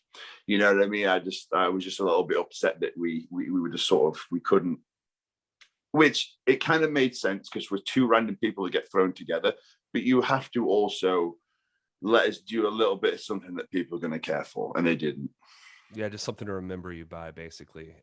It's something like we just kind of felt, well, we did as we were told, but there was nothing that was ours. Like, there's nothing that we could everything was shot. There was nothing that we could give to make it any better. It was all, no, you're not allowed to. Gotcha. That's interesting. But at least, I mean, you did make it through. You won the tag team championship, so you can at least you got some redemption. We went back and we won them and all that kind of stuff. Me and Royce, he's got another tag partner. I think he recently did a couple of matches on AEW Dark with his original tag partner, and they work better anyway. I mean, yeah, me and Royce are close, and we text every now and then and whatnot. But we didn't necessarily, with 2 very sort of different people. And 2 different people in the ring. So we did our best to try and make it what it was. But, like I said, the guy that he tags with now, they've got all their moves down. They've got their thing down and their sort of style. And Royce is very much going to be Royce, and I'm very much going to be me. So it was kind of, we didn't exactly, gel as a team. We just looked like 2 single guys tagging the entire time, and you're going to get that sometimes. You made your debut with the NWA, right? I feel like I'm working backwards here, but you were at the pop-up event, right? Like I arrived in Clarksville the night before, so that was I was there a day before, and then I stayed here. That's great. Oh, so that was like you coming back from the UK, like it. Yeah, that was literally me coming back from the UK. Yeah, so Oh, it was wow. really cool because I came out and I was surprised. And I sound like a mark here, but I came out. There was a good reaction. Normally I'm here, and I came out and I got a baby face pop. So I was, oh, that's cool, you know. And so it was fun, especially because Billy sort of was like, yeah, you're back in town. Let's get you back rolling with the NWA. I was like, lovely, you know, because I wanted something to come back to. When I came back, Impact also offered me a deal too. I went to one of their shows and I did like a match on Explosion or whatever it was called, and to get in front of Don Callis and Scott D'Amore, because it'd been a few years since I'd seen me, even though I used to work for the company. And they did offer me a deal, and I thought, well, I want to see what the NWA, you know, what's going on with that first. I didn't want to. I'd had sort of like such a bit of a rough ride for working for them the years before, that I thought, I don't know if I want to jump right back into that. I need to sort of see what else there is, or at least spread my wings somewhere else and try and, you know, do my own thing. So that's what I ended up doing then, is just eventually going with NWA instead. Yeah. And if I talk too long, Thom, you tell me to shut the hell up. And hey, can I? I'm gonna put a pause this. I'm just gonna go for a piss, go. Oh, that's fine. I can pause on Zoom. You can air this on YouTube if you want. That you'll be able to hear my screen. take the phone with you. Yeah, you want to see? Come on. So when you joined, like, I get what you're saying with like Impact and everything. So when you decided to roll with the NWA, did you have like expectations of what that would be, or you were just, like you said, just you wanted to see what it was about and you were going in, nothing on your mind necessarily? No, I just I knew that something was happening. I can't think if I sort of knew there was definitely something happening or there was talks. I can't remember what it was. I just knew that it was going on, and at some point there will be something, you know. So I'd see, you know, Nick had been sort of running with the NWA, and I'd wrestled him a few times for it in the UK when he was sort of in its early infant stages. He would go around the UK and go around the world or whatever, defending it. And so I knew there was something at some point was going to happen, but it was just a question of waiting. So I can't remember. I feel like there was a pop-up before that too, that when I was away, I just feel like there was a sort of grumbling of at some point there'll be some form of TV or some form of streaming or whatever on its way. So for me, I didn't want to end up being then tied down for 3 years somewhere else and miss out on the opportunity. I gotcha. That makes sense. So again, I feel like I'm working backwards, but I'm curious, like when you were talking about earlier, like your parents and stuff, when you were telling them like you were going to get into wrestling and everything, it sounds like you got a good relationship with them and all of that. And they thought it was like, I think you said like walking on the moon or something like that. Yeah, sure. You want to WWE. Totally. I mean, you kind of covered, like, I mean, as far as how you felt when you lost that opportunity, but like, I mean, what was that like for you? Like, because what would you do, like 10 years probably in the business before you got into WWE? Or like, did you grow up a wrestling fan? Were you always a wrestling fan and this was always a dream, or it's something that came up at the end? And I'm sorry, I'm asking you a bunch of things all at once, but well, it's all kind of the same thing. But yeah, no, it's so I didn't have, my parents, I won't say we're poor, but we didn't have that much money. And so Sky, or at least cable, it was a luxury that, you know, it was definitely a luxury, and it was a luxury that we weren't going to have. I kind of grew up in a household that, you know, that would be a sort of luxury that, you know, would be frowned upon, or, you know, if I was a kid, most kids want to go to Disneyland when they're a kid. My parents would be like, oh, we're not going to go there. You know what I mean? Like, right. It was kind of, it wasn't kid unfriendly, but it wasn't like all the other kids got to do that kind of stuff, or, you know, they you know, their parents let them buy Power Rangers or whatever, and I wasn't, and you know what I mean. Maybe that's why I ended up becoming a pro wrestler. But you know, it was sheltered to a degree. At the same time, my parents just weren't kind of into that, and not to make them sound sort of outdated, but So we didn't have cable. So this is kind of weird. So I remember walking into school one day and all the kids are doing like butterfly suplexes on their backpacks, right? I'm like, what's, they're telling me about this wrestling. Oh, and I'm like, okay. And I, then there's sort of the boom, but this is like 97, 98 or something like that, all the kids are messing about with stuff. And of course, I'm still clueless to it. And eventually I'm at my grandma's house, right? And my gran hated pro wrestling. My granddad hated pro wrestling too. Like, oh, this is bloody stupid. Why are they hitting each other with barbed wire bats? This is crap. So they hated it. They thought it was dumb, even though I loved it. And I found a tape of WrestleMania 8 Hogan versus Sid, right? For some reason, this tape was in their house, like it was a recorded VHS. And I pull it out, I'm like, what? WrestleMania 8? What the hell? There's no reason. To this day, I don't know why it's there. There is no reason why that WrestleMania tape should have been in my grandparents' house. They hated wrestling. So my gran could only put it down to maybe someone at the pub gave it to my granddad. He just got it and tossed it away. But so I got into it then, and then other friends would sort of lend me tapes and whatnot. So, and then I finally got my hands on, like, this would be 98 King of the Ring. And then obviously King of the Ring changed like it did for most people's opinion on pro wrestling. I went, whoa, this is something I have to do. And then I kind of went in and out of it for a long time. And I would spend like evenings at friends and whatnot to try and be able to watch it. Because like I said, we didn't have Sky, or I'd try and get them to tape it for me, or I'd have to trade tapes or whatever. And I think so. Jeff Hardy is my favorite wrestler of all time. And luckily, I've got to wrestle Jeff and get to know Jeff quite a bit over the years. So that's pretty cool, especially if I was a 12-year-old boy and you were telling me, hey, you're gonna do X, Y, Z with Jeff Hardy and hang out with him and text him, stuff like that. As a 12-year-old, that would have blown my mind. So when I sometimes you got to take a step back and look like, it's pretty cool, like kind of how stuff works out or whatever. Especially as the child fan that I was. So when I saw Jeff Hardy, the Hardy Boys, that was it. My heart was set on pro wrestling. That's in short the sort of tale on me. I think really once the Hardy Boys came along, I even saw you break out the swanton a couple of times, like through a table on the outside of the ring, like, which is not something you normally see from a guy. No, you got to do it occasionally. That was a big show. No one cared. I mean, that was my shout out to Jeff. Yeah. I mean, how do you end up in the WWE from the UK? Like, I mean, did you just make the decision to come over here, or like what exactly? No. So back then it was sort of a closed door on it. It's not like it is now. I mean, it's crazy how different it is now. When I was there was only a few that had sort of been picked up in previous years. So I was trained. So my training when I turned 17 or 18, my official training, because I was wrestling a little bit before that with an underground federation in Birmingham, and they were untrained. They'd let me wrestle on the shows untrained. No one really came to watch. It was a bit of a shit show, as you'd say.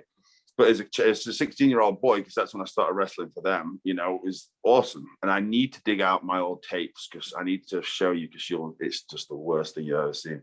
And I literally dressed like Jeff Hardy and want to be Jeff Hardy. Nice. But so when I was 18, I moved to Harrogate, which is next door to Leeds. And in Leeds, that's where I met Drew McDonald and Jeff Kay. And they had a wrestling school, and it was this crummy gym in Leeds. I mean, the place was falling apart, and upstairs there was like 4 or 5 mats on the concrete, and that's how I broke in. That was my training. I did everything on those mats, from bumping to the lot. I learned on mats. I didn't get the privilege of wrestling in a wrestling ring. I learned the hard way. You learn to fall correctly quick when you're learning on a thin mat and concrete. It's almost a bit like Stu Hart's dungeon almost. So I started training. Jeff Kay and Drew McDonald were World of Sport veterans and guys on TV from that era. Jeff was an old man by the time he started training me, and Jeff was really close to Fit Finlay, right? I think feel like Jeff had known him for a long time, and they'd done a million tours of Germany together. And I feel like almost like Jeff helped him find his wife, something like that. I can't really remember. Like there's some sort of story there. And so Jeff, every time Fit was in town, would take the trainees.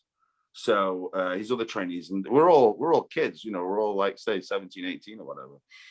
And so they've been going for a while. So I managed to find this wrestling school that no one knew of, no one went to, but somehow an affiliation with WWE. I mean, it was just by the grace of God.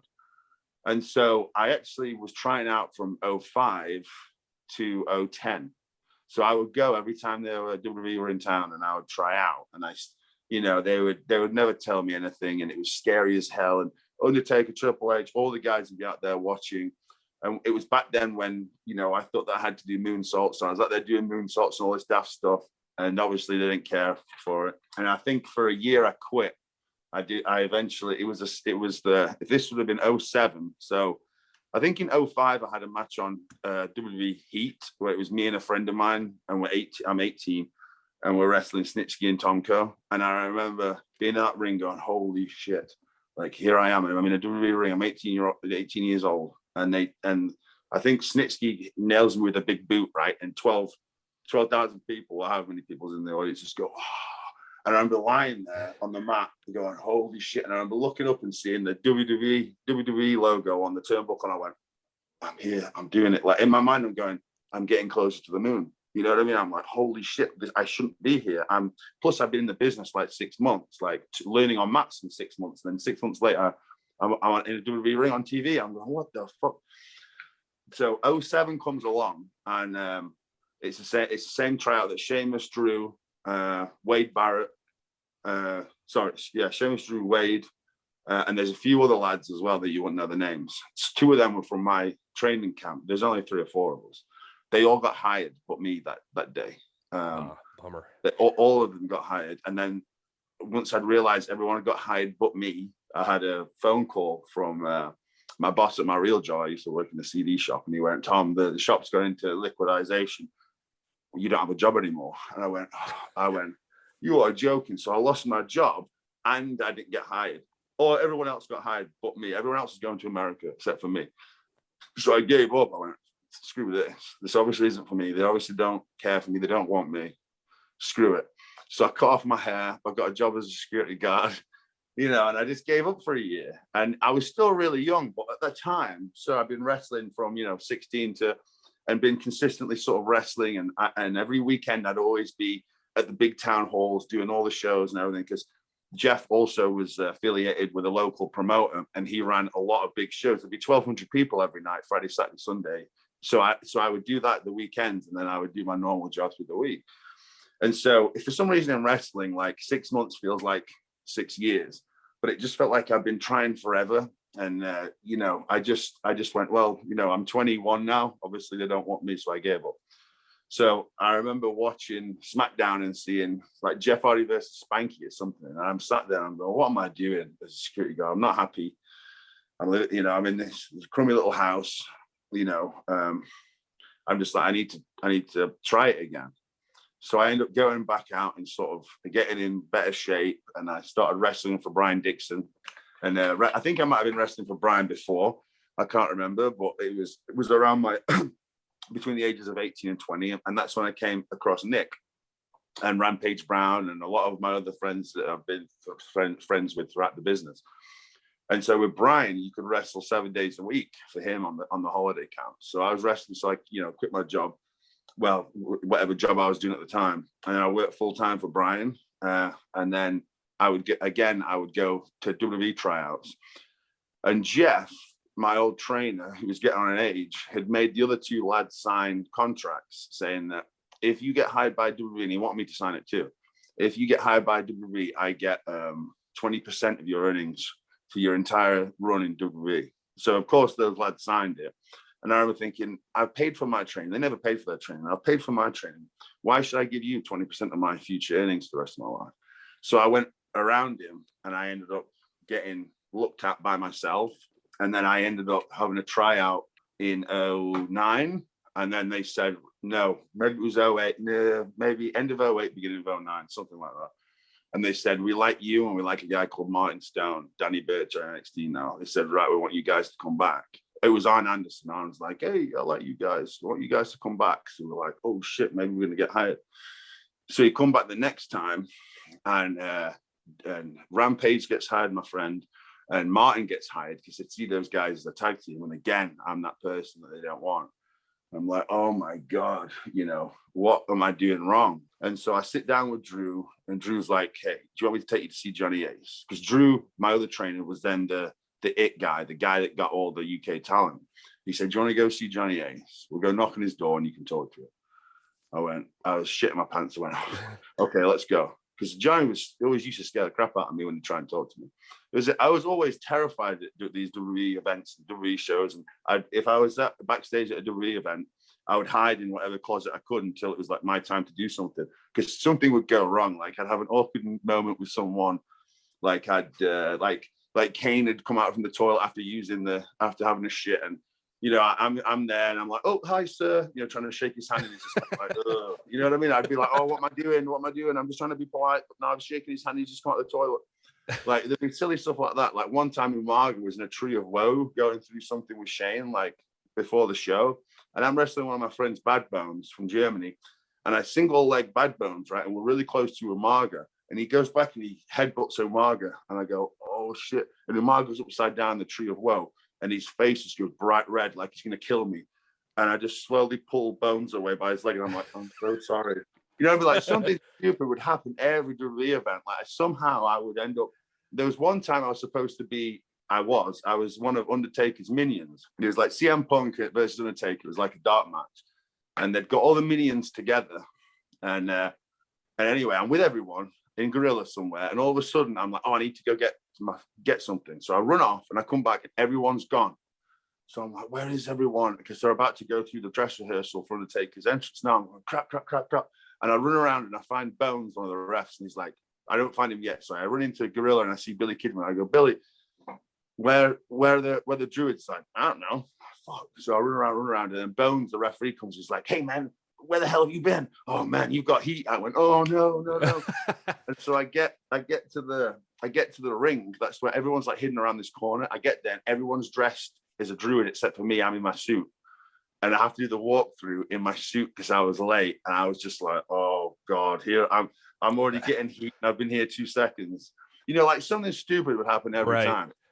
But eventually in 2010, I end up knocking on Johnny Ace's door with Drew, and Johnny Ace comes out and he goes, oh, so you want to get high, do you? And I'm like, yes, sir. And he's like, hey, can you pass a drug test? Like a steroid test. I'm like, yeah. He's like, I'm going to send you a drug test in the post. If you fail it, you'll never come to WWE. If you pass it, you come into Florida. And at the same time, I'm like, oh, I hope I pass it. But I'm just like, oh, thank God. So I end up going home, super pumped, but I'm kind of nervous about when this drug test is going to show up. And then 6 months later, it shows up. So obviously I can pee clean and whatnot. And then the rest was history, and they brought us over. But it was 5 years of more or less 5 years of tryouts and getting told nothing, or they didn't want me or whatever. So so from sort of like 2002 to 2010 was kind of my UK indie scene. And then 2010, 2012 was WWE, and then 2013, 14 to 17 was TNA, and then another sort of break, and then now with NWA. So I've been wrestling since I was 16, and I'm 34 now, so it's been a long time. Yeah, you've been doing this a while, man. And I don't want to make you dig like all into your TNA stuff, but I mean, I read a lot about that just because when I was trying to dig up stuff on you, and it seemed like you were having a lot of success in TNA. So was that more of the same stuff like we've talked about, like that you think messed that up? Or so at TNA, generally when you came in, at least back then, I don't know what it's like now, but you were the new shiny toy. So I was the new shiny toy at first.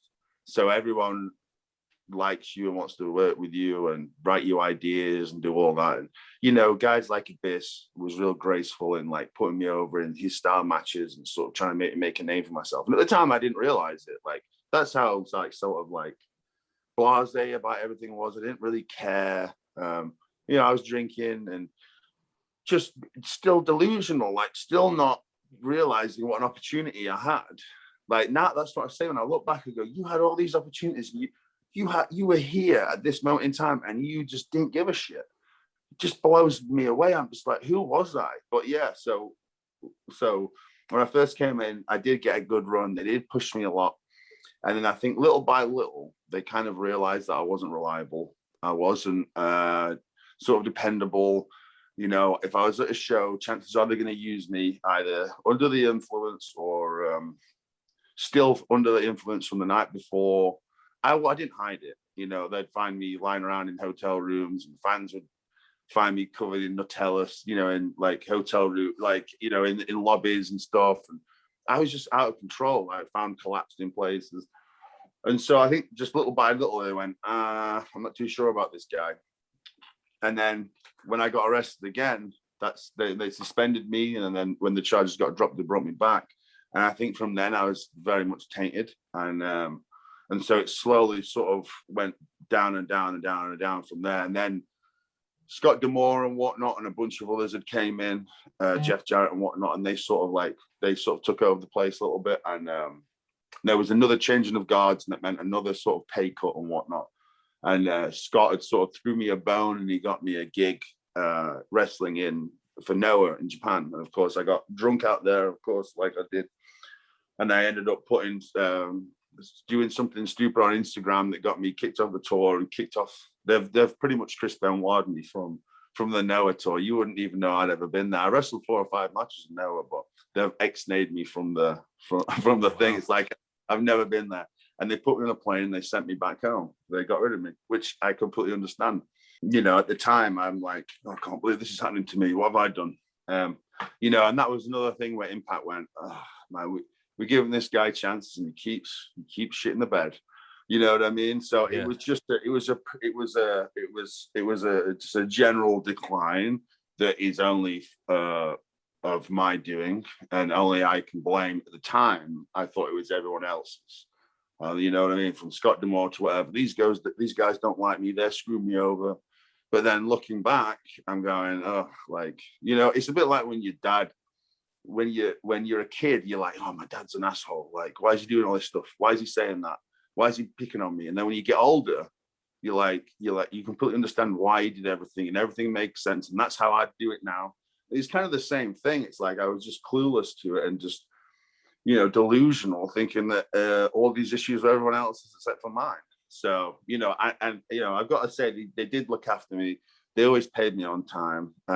I did have a blast there. I just, again, wish I was in more control. And if you put me back there now, I'd be a different person. I'd have taken that ball and ran with it. Whereas before I got the ball, I went, I don't care. Man, it's so interesting to hear. Like, I mean, at least like now you have the. It's weird. It's like self-sabotage. It's like getting hired by WWE, your dream, right? And then going, screw it.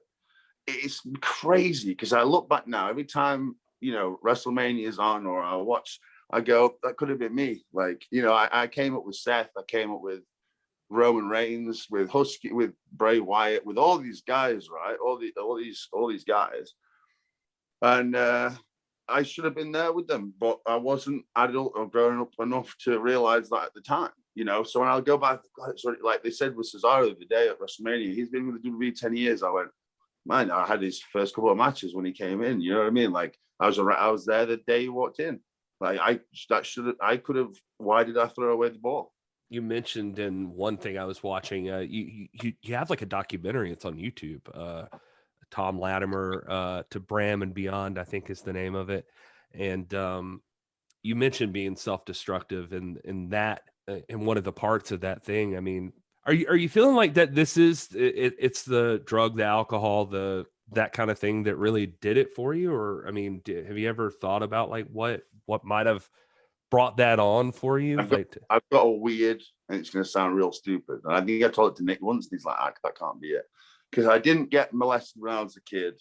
I had a good start. You know what I mean? Like there's nothing to make me like that. There really isn't. And so to talk about wrestling, because wrestling is, even though I try not to make it, it has been and is my life, right? As much as like I live in normal world now, and I don't, and wrestling to me now is, as much as I would like it to be not just a hobby, it practically is a hobby that helps pay my rent rather than it being the main thing like it should have been or could have been. So when I got hired by WWE, right, I'd spent all those years getting there, and I had this, maybe it's not this, I can only think that this is maybe, and it's going to sound stupid, but maybe part of it is so I spent all that time. I used to stand in my bedroom when I was a kid staring at the posters. I like a picture of Jeff Hardy and all these little people, and I'd spend hours just sitting there staring at them, right? But I was obsessed with getting to WWE. That was my dream. And I know so many other people that were the same way, right? It ate them up. And I'd been told no, and this had happened, and all these things had happened, and I still, I had my first wife at the time. We were dating. She had to put up with me and me wanting to go do the wrestling and all this, and like that. I didn't care about any of that. I didn't care about what other people thought. I don't care about this relationship. I don't care about work. All I care about is wrestling and making it to WWE, right? And so through all the ups and downs, I finally make it. And I think I had this illusion in my mind of what it was. I was still in the Attitude Era. I still that's what I watched. Never watched anything up until when I sat. And it's 2010 before I walk in the gate, and it's changed dramatically from the year 2000 for what I grew up on and what I loved, right? Right. A day that I walked into that school, into FCW, and it was around everything, and I saw how it ran, and I saw how it worked, and I saw the types of people there. I went, this isn't whatever my dream was. I thought it was. This isn't it. And I think that messed with me. And I realized then that my dream was bullshit. Like, I had this thinking in my mind of how everything would be, how I would feel, what it would be like. And when it happened, it wasn't all what I thought it was going to be. And I think that I realized then that my dream's bullshit. Whatever I thought will never be. And I kind of gave up then. I don't know. It's kind of weird, but it just wasn't what I envisioned, and it wasn't what I thought it was going to be.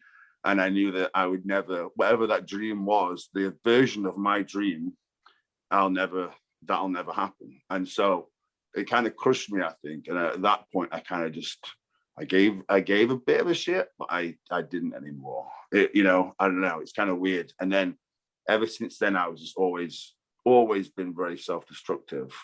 And I've never really figured it out. And it's only now, being 34 and having I've been with Kaylee now nearly 3 years, and we have a, practically perfect relationship. I mean, night and day from all my others. And, it's just, I just don't understand, I don't want to press that big red button anymore, but I was desperate to all the other times. So I don't know if it was just a question of growing up or whatnot, or procrastinating and looking back and wishing I had done it, or what the case is. But yeah, it's kind of like, that's kind of like my thinking on it. I just realized that my dreams weren't what they were, and I didn't care. And now looking back, I care again. Just curious about that documentary. Like you seem pretty open in that thing when I was watching it. Probably, I'm probably drunk in that too. Oh, really? Well, yeah. I was going to ask how that came about, just curious, or what changed that you just kind of, that's the latest thing I could find where you're kind of talking openly.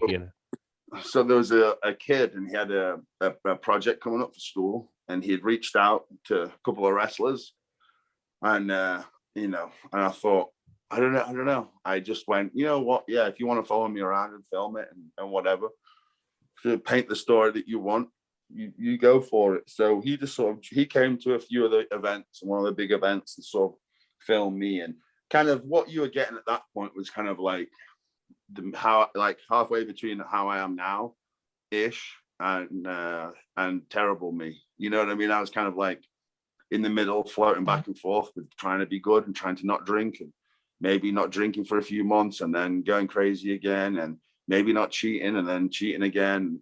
You know what I mean? It was a weird time in my life where I'm trying to get my life together, and I'm trying to figure out who I am.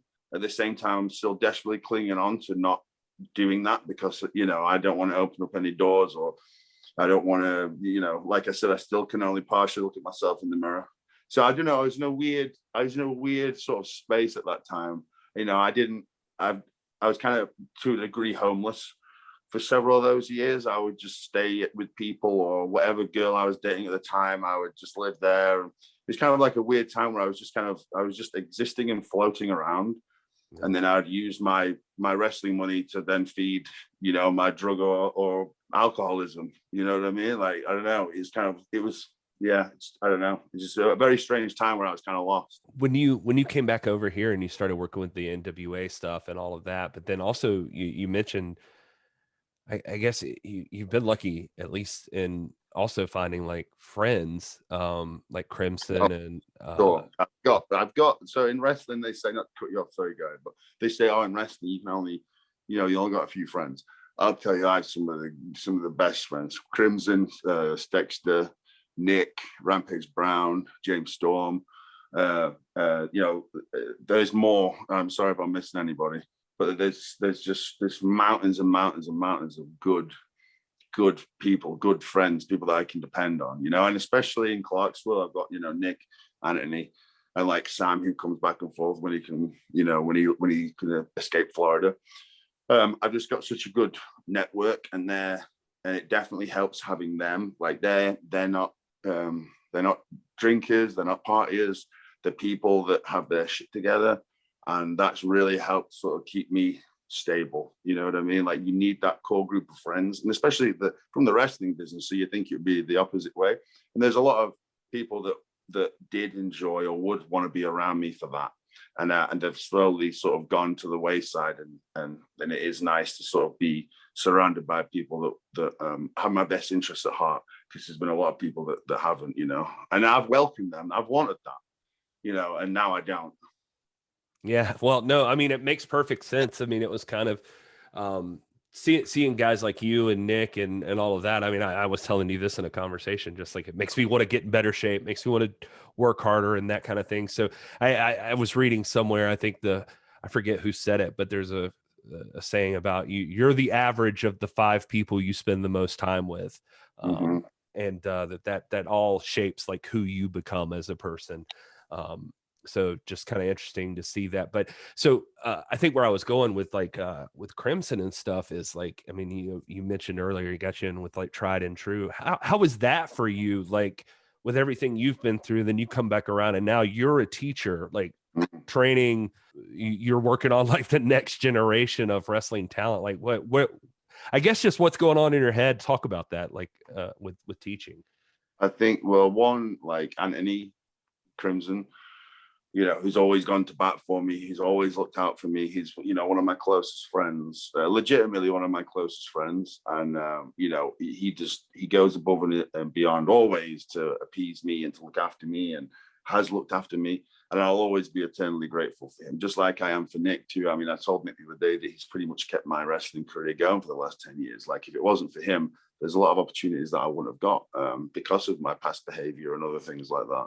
So I owe him a lot. I owe Anthony a lot too. But Anthony bringing me in, and we did a pilot for a reality TV show a while back, and kind of brought this up. So it's kind of what he said, but he said that I needed it. Like he said, I needed a purpose, and I needed to sort of have a purpose and give back. And he's completely right. When I came in to sort of teach the kids and whatnot, it really did sort of breathe life into me. It gave me a purpose, a reason to kind of live. And it also helped me, like, it's such a special thing to be able to train kids and see them evolve and grow, because you can guide them a certain way, because you can tell them all the bad things that you've done and all the things that you shouldn't have done, and you can pre-warn them, and you can try and guide them in the right way. I've got so much information that I've learned from all the people I've been around, from Dusty Rhodes, Ricky the Dragon Steamboat, like Bill DeMott, like the Dr. Thom, like even for John Cena and whatnot, like all the people that have spoken to me in their lives, they've all given me something.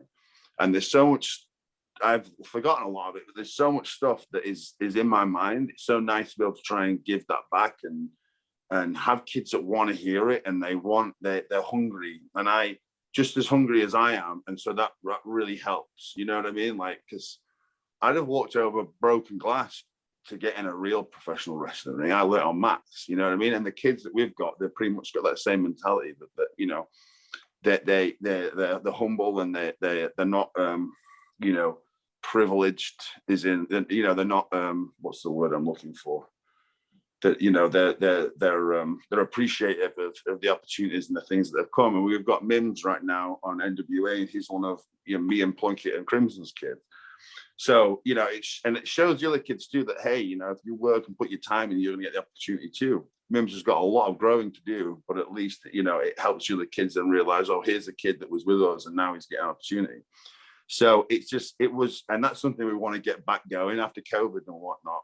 We've not had the school. And so we need to find a new place for it and sort of do all those sorts of things. And it's something they're all desperate to get back to.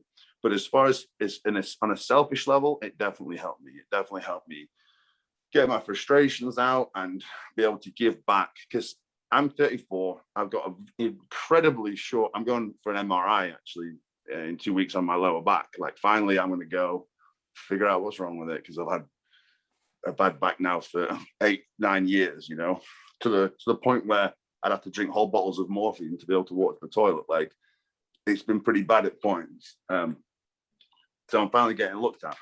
So I know I can't do this forever.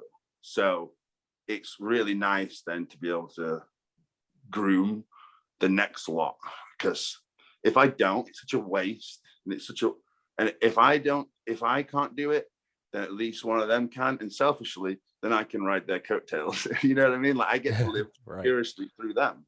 So you know, if I'm not going to make it, at least one of those guys will.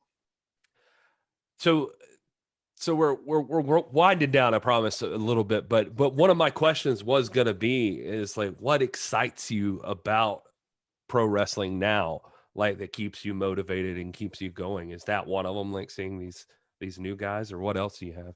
Seeing the kids, and also I've sort of been born again almost. It kind of feels like it's weird, like sort of getting my life together, and yeah, it feels like I've been sort of reborn. I'm a completely different person to who I was. When I hear stuff, I go, I can't believe that was me, or that I did that, or whatever. Like, so that's just sort of like, you know, getting a second chance almost.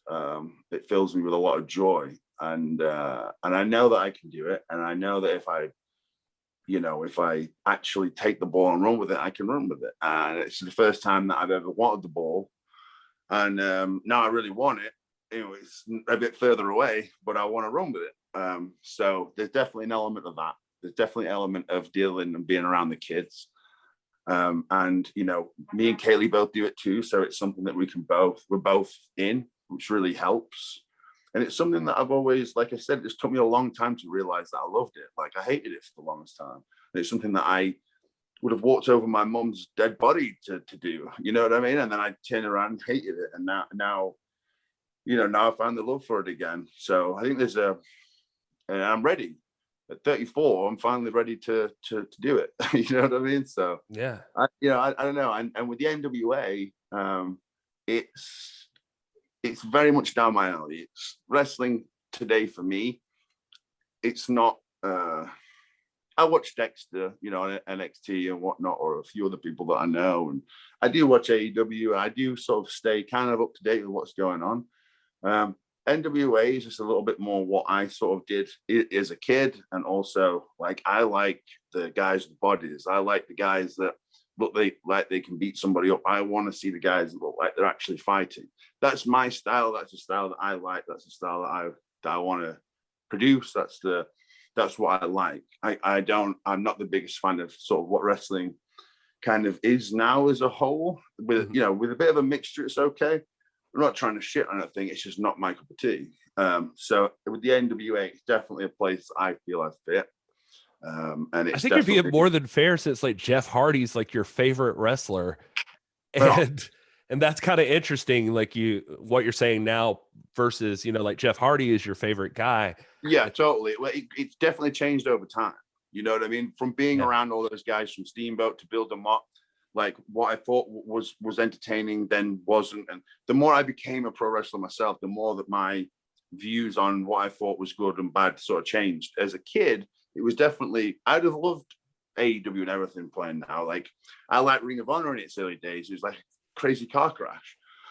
But just being around the business and going through it and meeting all these people and wrestling all these different sorts of people, I just figured this is kind of what I like more or less now, you know. And I've always liked the larger than life characters, the bigger dudes and all that kind of stuff. I think it just over my career that I've just sort of swayed more that way. you know, and I think that we've got a really good, to a degree, niche set up, meaning it's not to everyone's cup of tea, but you have to be different. You have to be an alternative. And I think that's what we're giving, because if we were, you can't just copy what everyone else is doing. You know what I mean? So it's nice where I have a place where I feel I fit, and a place that I feel I can contribute, and a place that looks after me, respects me, is loyal to me, you know, because if you're loyal to me and you make me feel like I belong, then I ain't leaving, you know? Yeah. And that's how I feel then. It's a family. And we've got the best locker room around. I can't say because I haven't been in a lot of them for a while, and or some of the other places. But I'll say, just by being in that locker room, it is one of the best. There's no egos. There's no there's just none of the general stuff that you hear or have heard about. Like, it's awesome. I love being back there. I love being around all those people. And that is a big part of it, as much as people might want to say it's not. Like, you know, it's like you could have the worst job in the world, but if you like your boss, it makes it better. And I'm not saying that for this, but I'm saying that really helps, you know, is a good working environment. So, and Billy, you know, I've known Billy for, I can't remember now. He came in whatever point we were in TNA, and we hit off. We became friends pretty much straight off the bat. And I'd actually do a lot of, he'd be kind of my agony aunt almost. I'd go to him and I'd moan and whine and tell him the latest silly things that I did or how pissed off I was or whatever. And he'd always try and guide me and give me an ear to talk to. So we've always stayed close. If he was in the UK, I'd come watch him gig, all that kind of stuff. So when he was going to run with it and do something, I really wanted to be a part of it. And of course, Nick, who I've known since I practically broke into the business, it just made sense. I mean, I feel like I'm with family. That's amazing. I love hearing that. And yeah, I mean, you're preaching to the choir with the NWA. I mean, obviously, and a lot of people that listen to this are going to be huge fans of that. And we love the larger than life characters too. So like, for instance, one of the things, like, it's interesting to me to hear your back's bothering you, because you know, one of the people I was waiting for you to fight, and you finally did, and I don't think you guys got enough time, and that's not me criticizing the NWA, but it was just briefly in like a tournament, was Trevor Murdoch, and I always like wanted to see you guys matched up against each other, and it was in the 5 minutes that it happened before, and I know he's kind of got an issue with your boy Nick right now as we're recording this, but you guys like look like you freaking killed each other in the middle of the ring. And I just you can speak on that if you want to, but I'm also curious, like, if there's people like who excites you to get in there with. So anytime I wrestle Nick, because he's my friend, that really helps. I mean, I had one of my favorite feuds in TNA was with Nick, and then with Mickey, and it just, there's so many cool elements, and we shot footage out, and then we had some real cool matches. We had one of our matches in Wembley or somewhere in the UK, I can't remember. It was just cool. It was just like, this is, you know what I mean? We both were feeling it. So anytime I wrestle him, and then guys like Bobby Lashley and Robert Roode, guys like that, Gunner, I forget what he's called in WWE now. He's with the dude that plays the guitar. Elias. His Jackson Riker, is that who you mean? Yeah, that's it. Riker, Drew. I love wrestling Drew. Drew McIntyre. Like, guys that when you get in there with, it's a fight. Like when you wrestle Drew, you're it's just survival. But Drew is like, he's stiff, but not in a taking liberties way. He's not going to hurt you. Like, you know what I mean? Like, he's safe as houses. He's just coming for you, and you better be coming for him, otherwise he's going to eat you up. And I love that. I want that. I want to fight that person.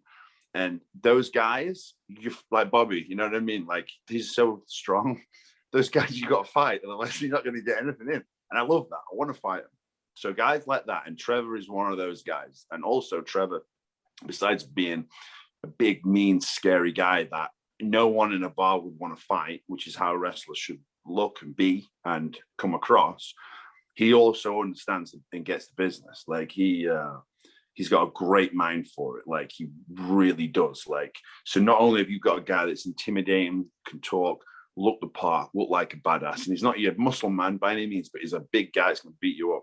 But he also understands what should go where, how that should be played. if there's something here, take a moment, let it breathe, let it register. Like he's not, you know what I mean? It's about the details that matter, not the moves, not this or that. It's about all the in-between bits that, to me, when I watch a pro wrestling match, the in-between bits, the bits that kill me. You know what I mean?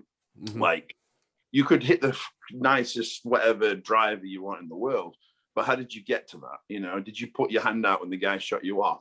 If you're in the corner getting shoulders or getting punched in the face, or your hands holding onto the ropes, you know, or if you're on the floor and you're getting mounted and you're not covering up, and the guys, you know, or the bad punches or whatever, like that stuff completely take me out of it. Like if a lockup looks weak, I don't care anymore. If that's the first thing I see, I'm out. Like I won't see anymore. Like, so, and of course, I can't say I'm not perfect in any sense at all, nor am I tooting my own horn, because I am also guilty for forgetting things, or if I'm in the heat of the moment, I leave a hand there where really, if the hand was there, why would it be there? It would be trying to grab the guy's hand or whatever.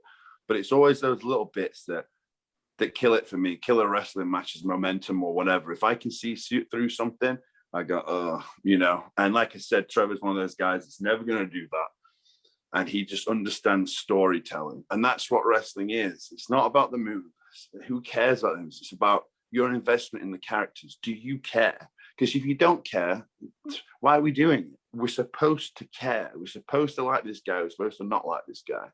Like, where did it go? Where did it become an exhibition of who can do the cooler move? And that's just that for me, and for everyone else listening, I'm sorry.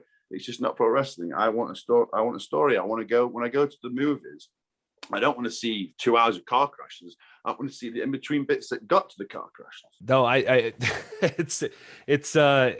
think the people that watch the NWA right now, especially, and I think they're out there, and it's just a matter of bringing the eyeballs, and we definitely want to do that. But it's, you know, I wanted to see you and Trevor, not because I thought somebody was going to do a moonsault or the tope suicida to the outside. Hey, I'm gonna tell Trevor, but the day we wrestle, you have to moonsault. And so he'll be able to do a nice moonsault with me. There you go. Yeah. Well, so we'll look for that. But all right, so I got two other things I have to ask you about, and let's see. I'll do this one first so we can get the sappy stuff out of the way. I am curious, since we gave her a little bit of time earlier, but let's talk about Kaylee for a minute, because you met Kaylee. Did I understand that you had? I thought you guys had just met each other at Crockett Cup when I saw you, but apparently it was it was a pop-up. Yeah. Yep. So what? How did that happen? Well, do you want the kayfabe story or the story? Well, I'll go with the story. You know. Okay. But she was aware that I was. I'm sure she won't mind me saying, but she was aware that I was coming back, right? She knew who I was through Nick. They were doing their thing, and so she'd sort of already prepped the field to sort of, you know, ask Nick who I was and when I was coming. So I was still in my boisterous stage, you know. I was, you know, still sort of gallivanting around. So, you know, I wasn't expecting it to be anything more than probably what I thought it was 3 years ago. So we ended up meeting at that show, and then it's kind of funny. So we ended up meeting at that show, and she'd moved to Nashville. She'd moved in with Dave Lagan, and they were doing the NWA stuff. She was living back at parents' place, and she literally moved around the same time to Nashville when I moved to Clarksville. It's kind of uncanny. And like I said, she was living with Dave, and I was staying at Anthony's friend's place, and I had a room that I would stay in, and that was mine until I kind of got on my feet. And so she ended up pretty much moving in there, to the dismay of the other people that lived in the house, the family that lived in the house. But she was there all the time, and of course at the time I was doing a bit of training with her too, so it just kind of made sense. And so like I said, she pretty much moved in with me then, and then it was time for us to move out. So I had a friend that in Kentucky, and he had, because we didn't know what to do. Everything was still kind of early. We'd only been sort of together for a couple of months, so we or whatever. So we ended up moving into an RV which is wild. It is wild. So we moved into an RV in Kentucky in the country. And we were there for a couple of months. And then we moved into my friend's shop because he had a whole setup in his shop. We moved in there for a little bit. And then something happened, so he had to move back in. So that's when we finally moved out and then got our house we've been in now for, I think, 2 years or something. But yeah, we lived in an RV. We, in our early stages, we lived in an RV, which is, I loved it. What I did think though is if you can live in an RV, you have to be a single person. 2 people in an RV is pretty tough. You know what I mean? And we didn't, I peed in water bottles and chucked them out, and we had no working plumbing. So that's crazy. But which is nice because that obviously shows that she'd move into a cardboard box for me if she needed to. But no, we just hit it off and just became sort of best friends. And I couldn't think of anyone. And like I say, we're planning on getting married in May, I think next May. And I couldn't be happy. I couldn't ask for anyone to. And again, it's kind of another thing that I never thought I'd do again. I was so bitter and jaded on sort of women and relationships, and I never thought I'd be able to toe the line. I never thought I'd be able to not cheat. I never thought I'd be able to not drink. I never thought I'd be able to do any of the things that I am now. So it's pretty cool because it's like I know, whereas before I was always desperate to mess things up. I'm so not desperate to mess stuff up. It's like it's just nice. It's calm, and I've not had calm in my life pretty much ever up until now. So I don't know. It's just all touch wood. It's it's all going really good, and she's happy. I'm happy. We've got a dog, which is kind of our baby almost. So she just took it to New York now. She's got a signing with Nick in New York. So I am dogless for the duration of the next 2 days. So I plan on seeing Eddie Edwards later. He's in town. So. Nice. So no candy wrappers on Thom. No candy wrappers. This is it. Diet Cokes is my jam. All right. And I could get away with it too, but it shows you how much I've changed. I'm not going to do it. I'm not going to eat any candy. There you are, a dedicated man. I like That's that. It. I don't want that heat. All right. So one last thing before I let you go, Thom, I have to ask you. I just last night I watched Checkpoint, and and so I do a movie podcast. So when I was digging into Thom Latimer and found out Thom Latimer does movies, I don't think I realized that. Like I think I'd seen it in the past and been like, oh, he had a spot here and there, but I was like, no, I got to go down Thom Latimer's filmography. Oh, no. And so I was watching Checkpoint last night, which is, I got to say, was cool because what's that? I've never watched it. You never watched it? No. Well, I just thought it was cool that you were in a movie with So I have another podcast called Cinema Shock, and we deal with especially genre B movies and stuff like that a lot. And so it's horror and it's like weird action movies and that kind of thing. So guys that were in this movie are people that we would, besides people would know Goldberg, obviously, but like William Forsythe's did a lot of Rob Zombie stuff, and Tyler Mane is in there, and Fred Williamson, who's in a lot of B stuff, and Kane Hodder, especially Jason, So that's, yeah. There's a few people there. Yeah. But what was that like for you? How did that even happen? I'm just curious. So when I got fired by WWE, so WWE had hired at the time an acting coach, right? Peggy Sheffield, her name is. She's literally my American mother. She lives in Florida. And when I got fired by WWE, I don't know why, but I emailed Peggy because she'd spent a lot of time with me and Connor, my old tag partner in the Ascension, and she spent a lot of time with us, and been real helpful and helped us do stuff. And spent time, it was rare that you got people in that facility that generally wanted to look after you and help. She did, because she was an outside source. She wasn't part of WWE. So I reached out to her and I said, "Hey Peggy, I just want to let you know I've been fired. I got fired for, I drink and blah, blah, blah." And she goes, "Oh," she instantly like, "Okay, well, I'm going to take you to AA."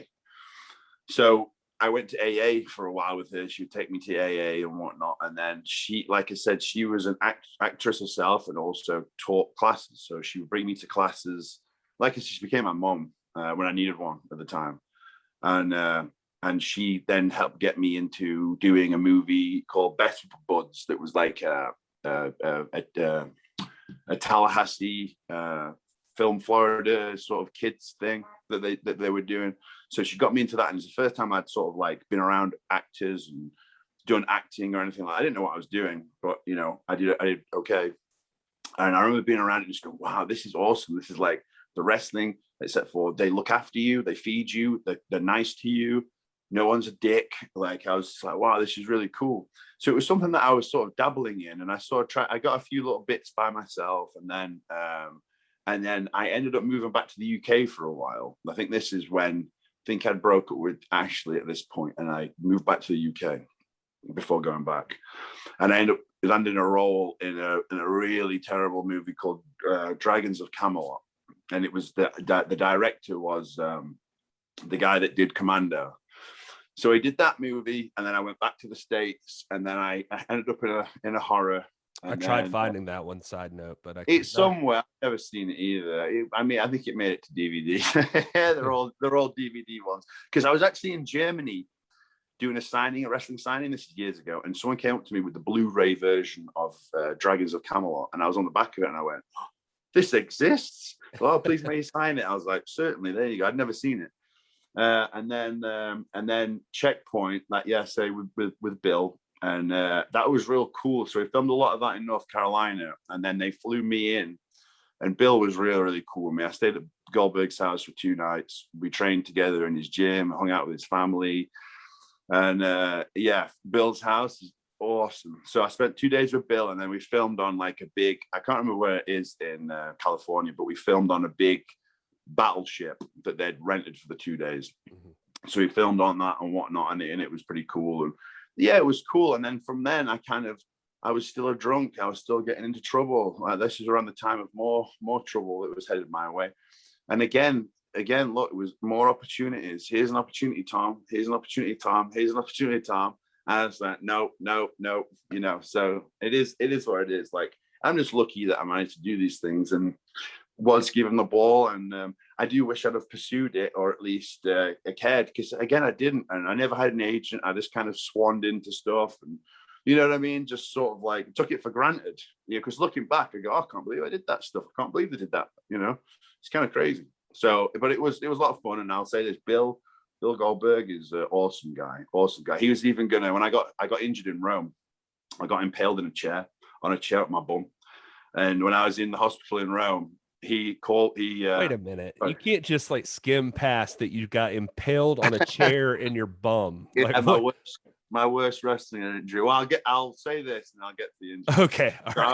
I was in hospital in Rome, and I was supposed to meet up with Bill because he was doing a tour of the UK, you know, like JR and a few of the guys would do, where they go and they talk about their lives, and it's kind of like a stand-up thing.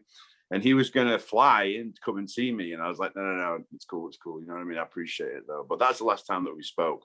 But he was such a good guy to me. Like I said, put me up for 2 days, and, you know, took me around. And Bill was really, really cool. So, but yeah, so that's so I've had 2 wrestling injuries. So when I was training, I was doing a spinning headstands on those mats that I was telling you about, and I impaled my toe into the mat and I broke it. And so now instead of a toe that does this, it's fused, so it just does this. So I can't wear flip flops. I drag the flip flop. You know what I mean? And they put a little pop on my toe, and I wasn't allowed to work for several months because I worked in a factory baking cakes at the time when I was a kid, and they said I was a fire hazard because of this little pot on my toe. So I couldn't work. So that was the first one. That was when I was 16 or 17, and then. This one happened a few years ago. Nick was there too. Nick, Eddie Edwards, Bambi Killer, Jimmy Havoc. A few of us were in Rome, and this wrestling event was being held at a giant theme park. So, of course, we're drinking all day. We're having a great time. We're in Rome. We're at a theme park. This is cool. And, of course, I'm knocking back the beers. And it comes to me and Jimmy's match, and we were having a hardcore match. And he does this spot, and I've done it with him a million times, but with a normal metal chair, not a plastic and metal chair. where we put it so it's, you know, chairs like this, and then I take a hip toss and I take a front flip on the chair, and it just normally, it sucks and it hurts, but you just crush the chair and it's kind of like, oh. Well, this was a metal and plastic one, and I literally just took my kilt off, which might have saved me if I'd have kept it on. We do the spot, it gives me the hip toss, I take the front flip onto the chair, it explodes and it goes right up my ass, right? And I land on the chair, and luckily I'm pretty buzzed, but I land on the chair and I go, fuck, and I go, oh, I pull myself off it, right? And I look at my hand, and there's blood, flesh, and shit on my hand, and I go, fuck. Literally, my asshole exploded, right? And he kicks me out the ring because he's going to go for a dive, right? And I'm learning that, and I'm standing there, kind of, and I'm going, Jimmy, I'm hurt. And he doesn't hear me, so I think he gives me a baseball slide or something. We kind of fall into the chairs, and he's picking me up, and I'm going, Jimmy, I'm hurt, I'm really hurt. He went, and I was supposed to go over, so he goes, I'm going to go for my finish schoolboy me. I said, no, pin me. And I just roll in the ring. He lies on me, 1, 2, 3. I roll out, and they help me to the back. And luckily there's EMTs and stuff there, because Rome's a kind of a second world country, a little bit, kind of. And I pull down my wrestling trunks, and literally just goes on the concrete like stuff. And so they give me an injection in my ass, and they put me in the ambulance, right? Which is terrifying enough because they're driving crazy. I'm getting slammed about and everything. And so I end up, everyone leaves the next day. So Nick, Eddie, everyone, they're trying to see me in the hospital, but they're not allowing it. So they can't see me. And I get stuck in Rome by myself for a week. And luckily they put me in one of the better hospitals, but they're all fairly terrible places. So I'm stuck there, and I don't know what to do. And then a guy, the promoter, would come once a day to see me, to check on me, right? And so they've got me on the morphine, and I've snuck a bottle of, this must have been in my bag to begin with, a giant bottle of vodka. And it shows you how bad I am. I'm not supposed to be drinking. I go into my bag and I chug my bottle of vodka, and put it back. And looking back, I forget stuff like that. I'm like, what am I doing? I'm in the hospital and I'm chugging vodka.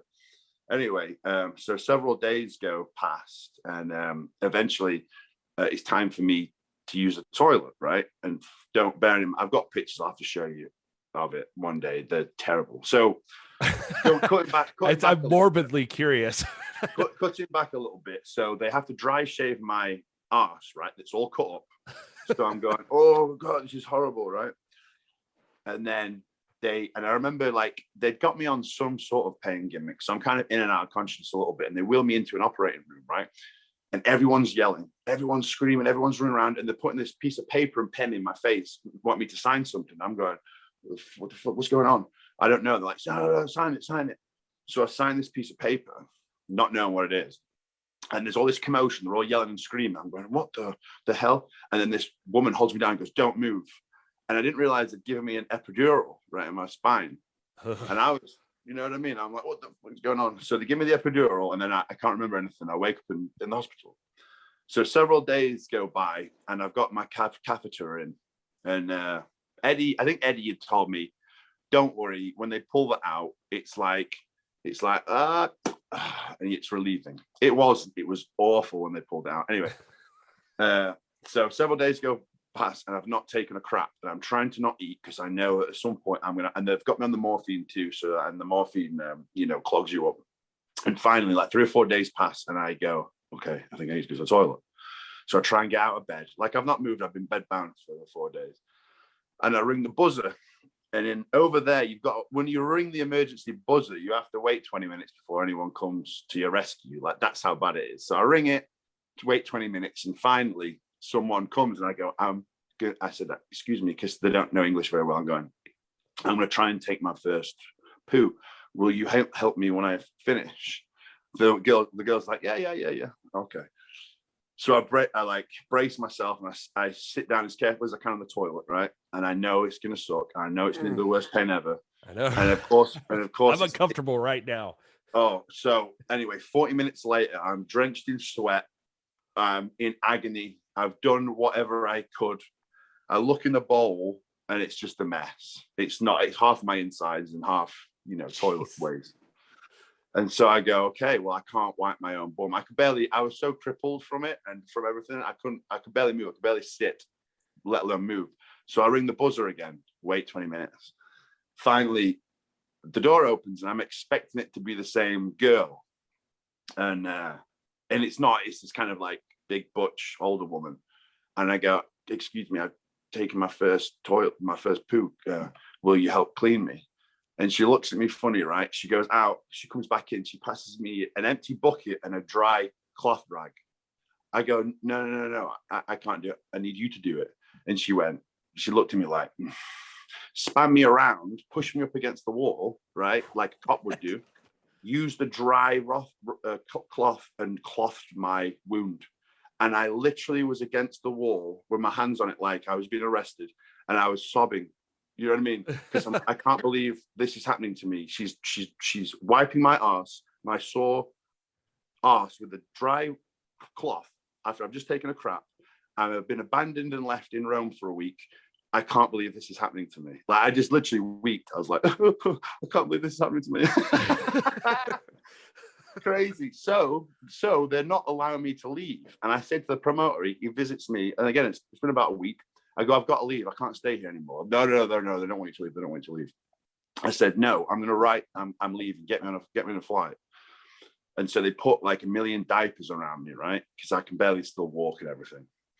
And they take me to the airport, and they're like, "You sure you're going to be okay? You sure you're going to be okay?" I'm like, "Yeah." And as soon as they leave, I go buy 2 ginormous bottles of Jaeger, right? And I chug both of them because I know it's the only way.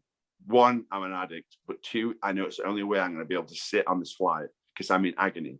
So I chug 2 giant bottles of Jaeger, right? And stumble onto the plane. And luckily, I'm sat by 2 older people, two elderly people, right? And so they kind of baby me through the flight, and then I'm trashed by the time we land.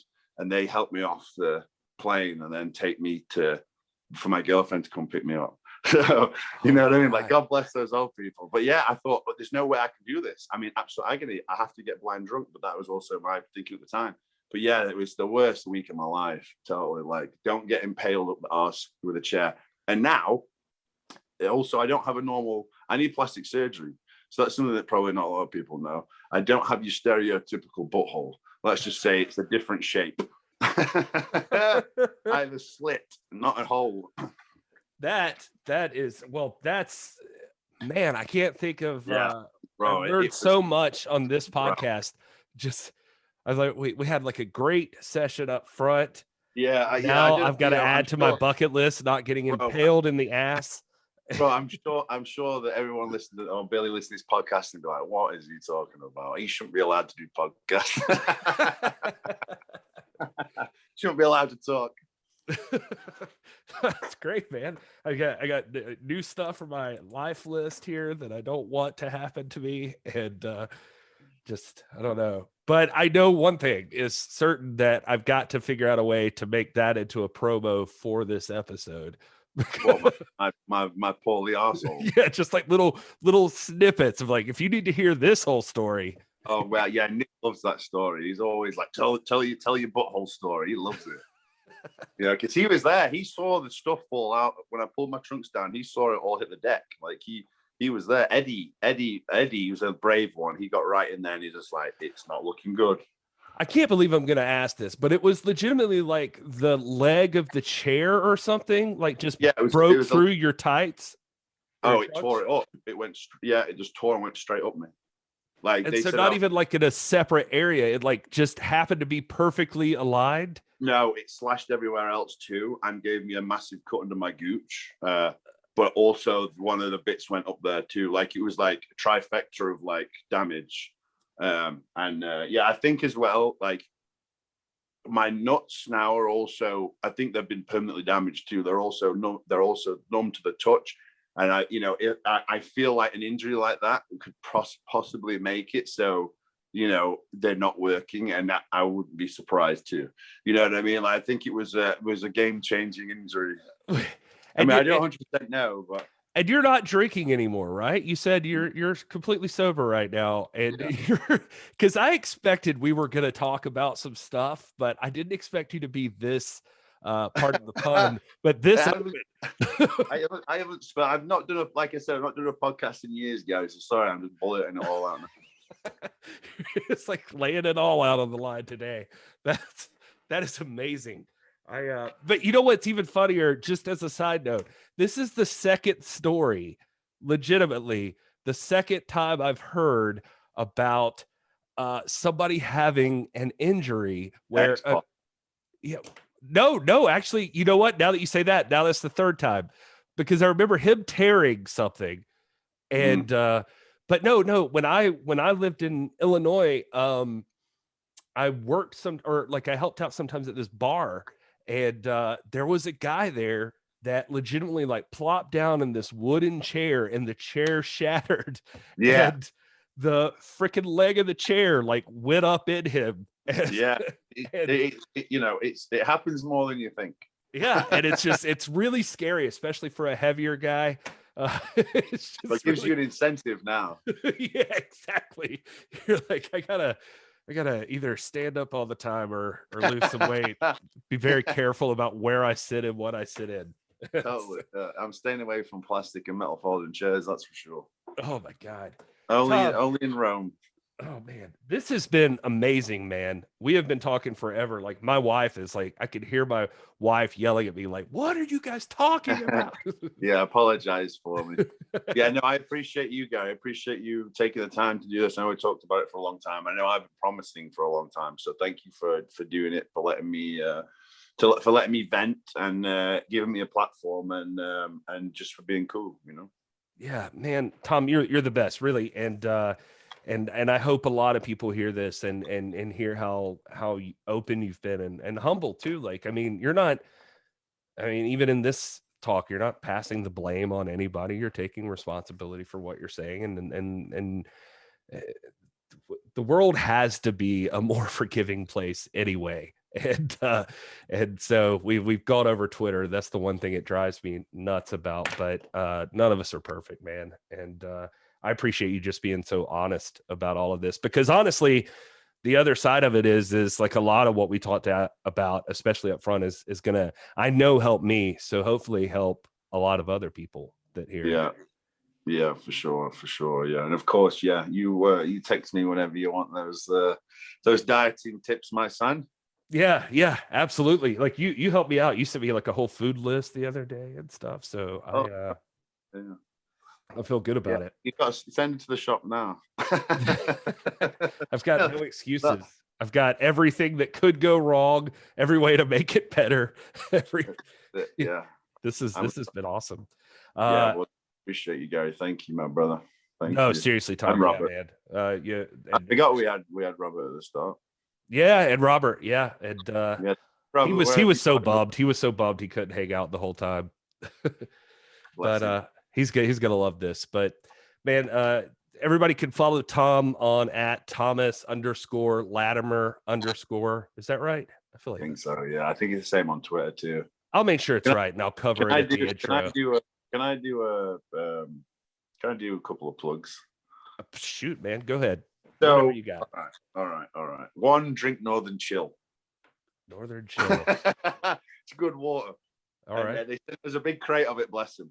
And then also, so massive supplements, right? Here's another one of the companies that I'm using a lot of their products. They've got greens, they've got multivitamins, they've got a great pre-workout. The guy that owns the company, Mitch, he's an ex Navy SEAL and an MMA guy, and so his supplements are really, really good. His protein powders this is all the stuff that me and Kaylee use. Kaylee uses the powdered greens, and he's got a reds as well. So he's got like and they taste good when you mix them together. Like all the things that would be good and healthy in sort of red foods, from like sweet potatoes to strawberries to blueberries, all that kind of stuff. I know blueberries not red, but and then he's got the green powder, which is obviously all the things that you don't want to chew on and eat, and then his protein powders and whatnot. So that's massive supplements. And the guy that owns, like I said, the guy that owns it's a good brother, and all this stuff is top quality. I actually found this at my local gym because they support him too. And then of course we've got Nick's stuff as well. His pre-workout at Legacy Sports Nutrition. Does it And then, also of course, turn your pee extra yellow? so it makes it stink a little bit. Yeah. But maybe that's the key. You know what I mean? Stinky piss makes you lift harder. Okay. All right. But I like the taste of this. And then what else has he got? Is X-Lean, which I take every day, which we think helps with getting me ripped. It helps me wake up in the morning, that's for sure, and do my cardio. His Test X. What else has he got? And his T-Assist. And I'll tell you that one of the best supplements that he has, if I can find it, which I can't. Oh, here we go. Is his Recovery PM, which is a sleep aid. This thing, right? This thing out of a lot of them. Now, the fat burn is good. The pre-workout's good. You know what I mean? I try and go through a lot of pre-workouts and a lot of that. Like, for me, they're all kind of the same. But I'm telling you, when it comes to the recovery for sleep, it's unbelievable. A lot of people that I know talk to me. One guy that I'm training with tomorrow is going to a powerlifting meet. He was telling me all sorts of gimmicks that he was taking to try and sleep before this. You know what I mean? And he's a guy that really struggles to sleep, and it knocks him out. So, you know what I mean? I'm always taking some sort of potion, but I do recommend this a lot, the Recovery PM. And of course, use code Latimer 10 for 10% off. Or you could use Nick's code. I'm sure it's the same, Aldis 10. He gave us one. It's NWA fam, but there you go. But use Latimer 10. We'll keep it at that. Yeah. Make Nick like me more. Yeah. So Tom's trying to give back to Nick here, so you support him. I owe him 10 years. It's legacysups.com. Legacy Sups, that's it, yeah. A massive MASF supplements. So there we go. And that's it for the plug-in. And then of course watch NWA on Fight. Yeah, NWA Power Fight TV. Well worth it, because then you could go see Thom Latimer whip some ass on there. That's it. That pay-per-view coming up June 6th. Oh man, that looks fun. I like that circus vibe that's going on. It's a bit there. creepy, isn't it? Yeah. I'm a bit worried. No idea what's coming up for you. No idea. Yeah, sounds like something off a saw or whatever. Yeah, exactly. Thom, thanks again, man.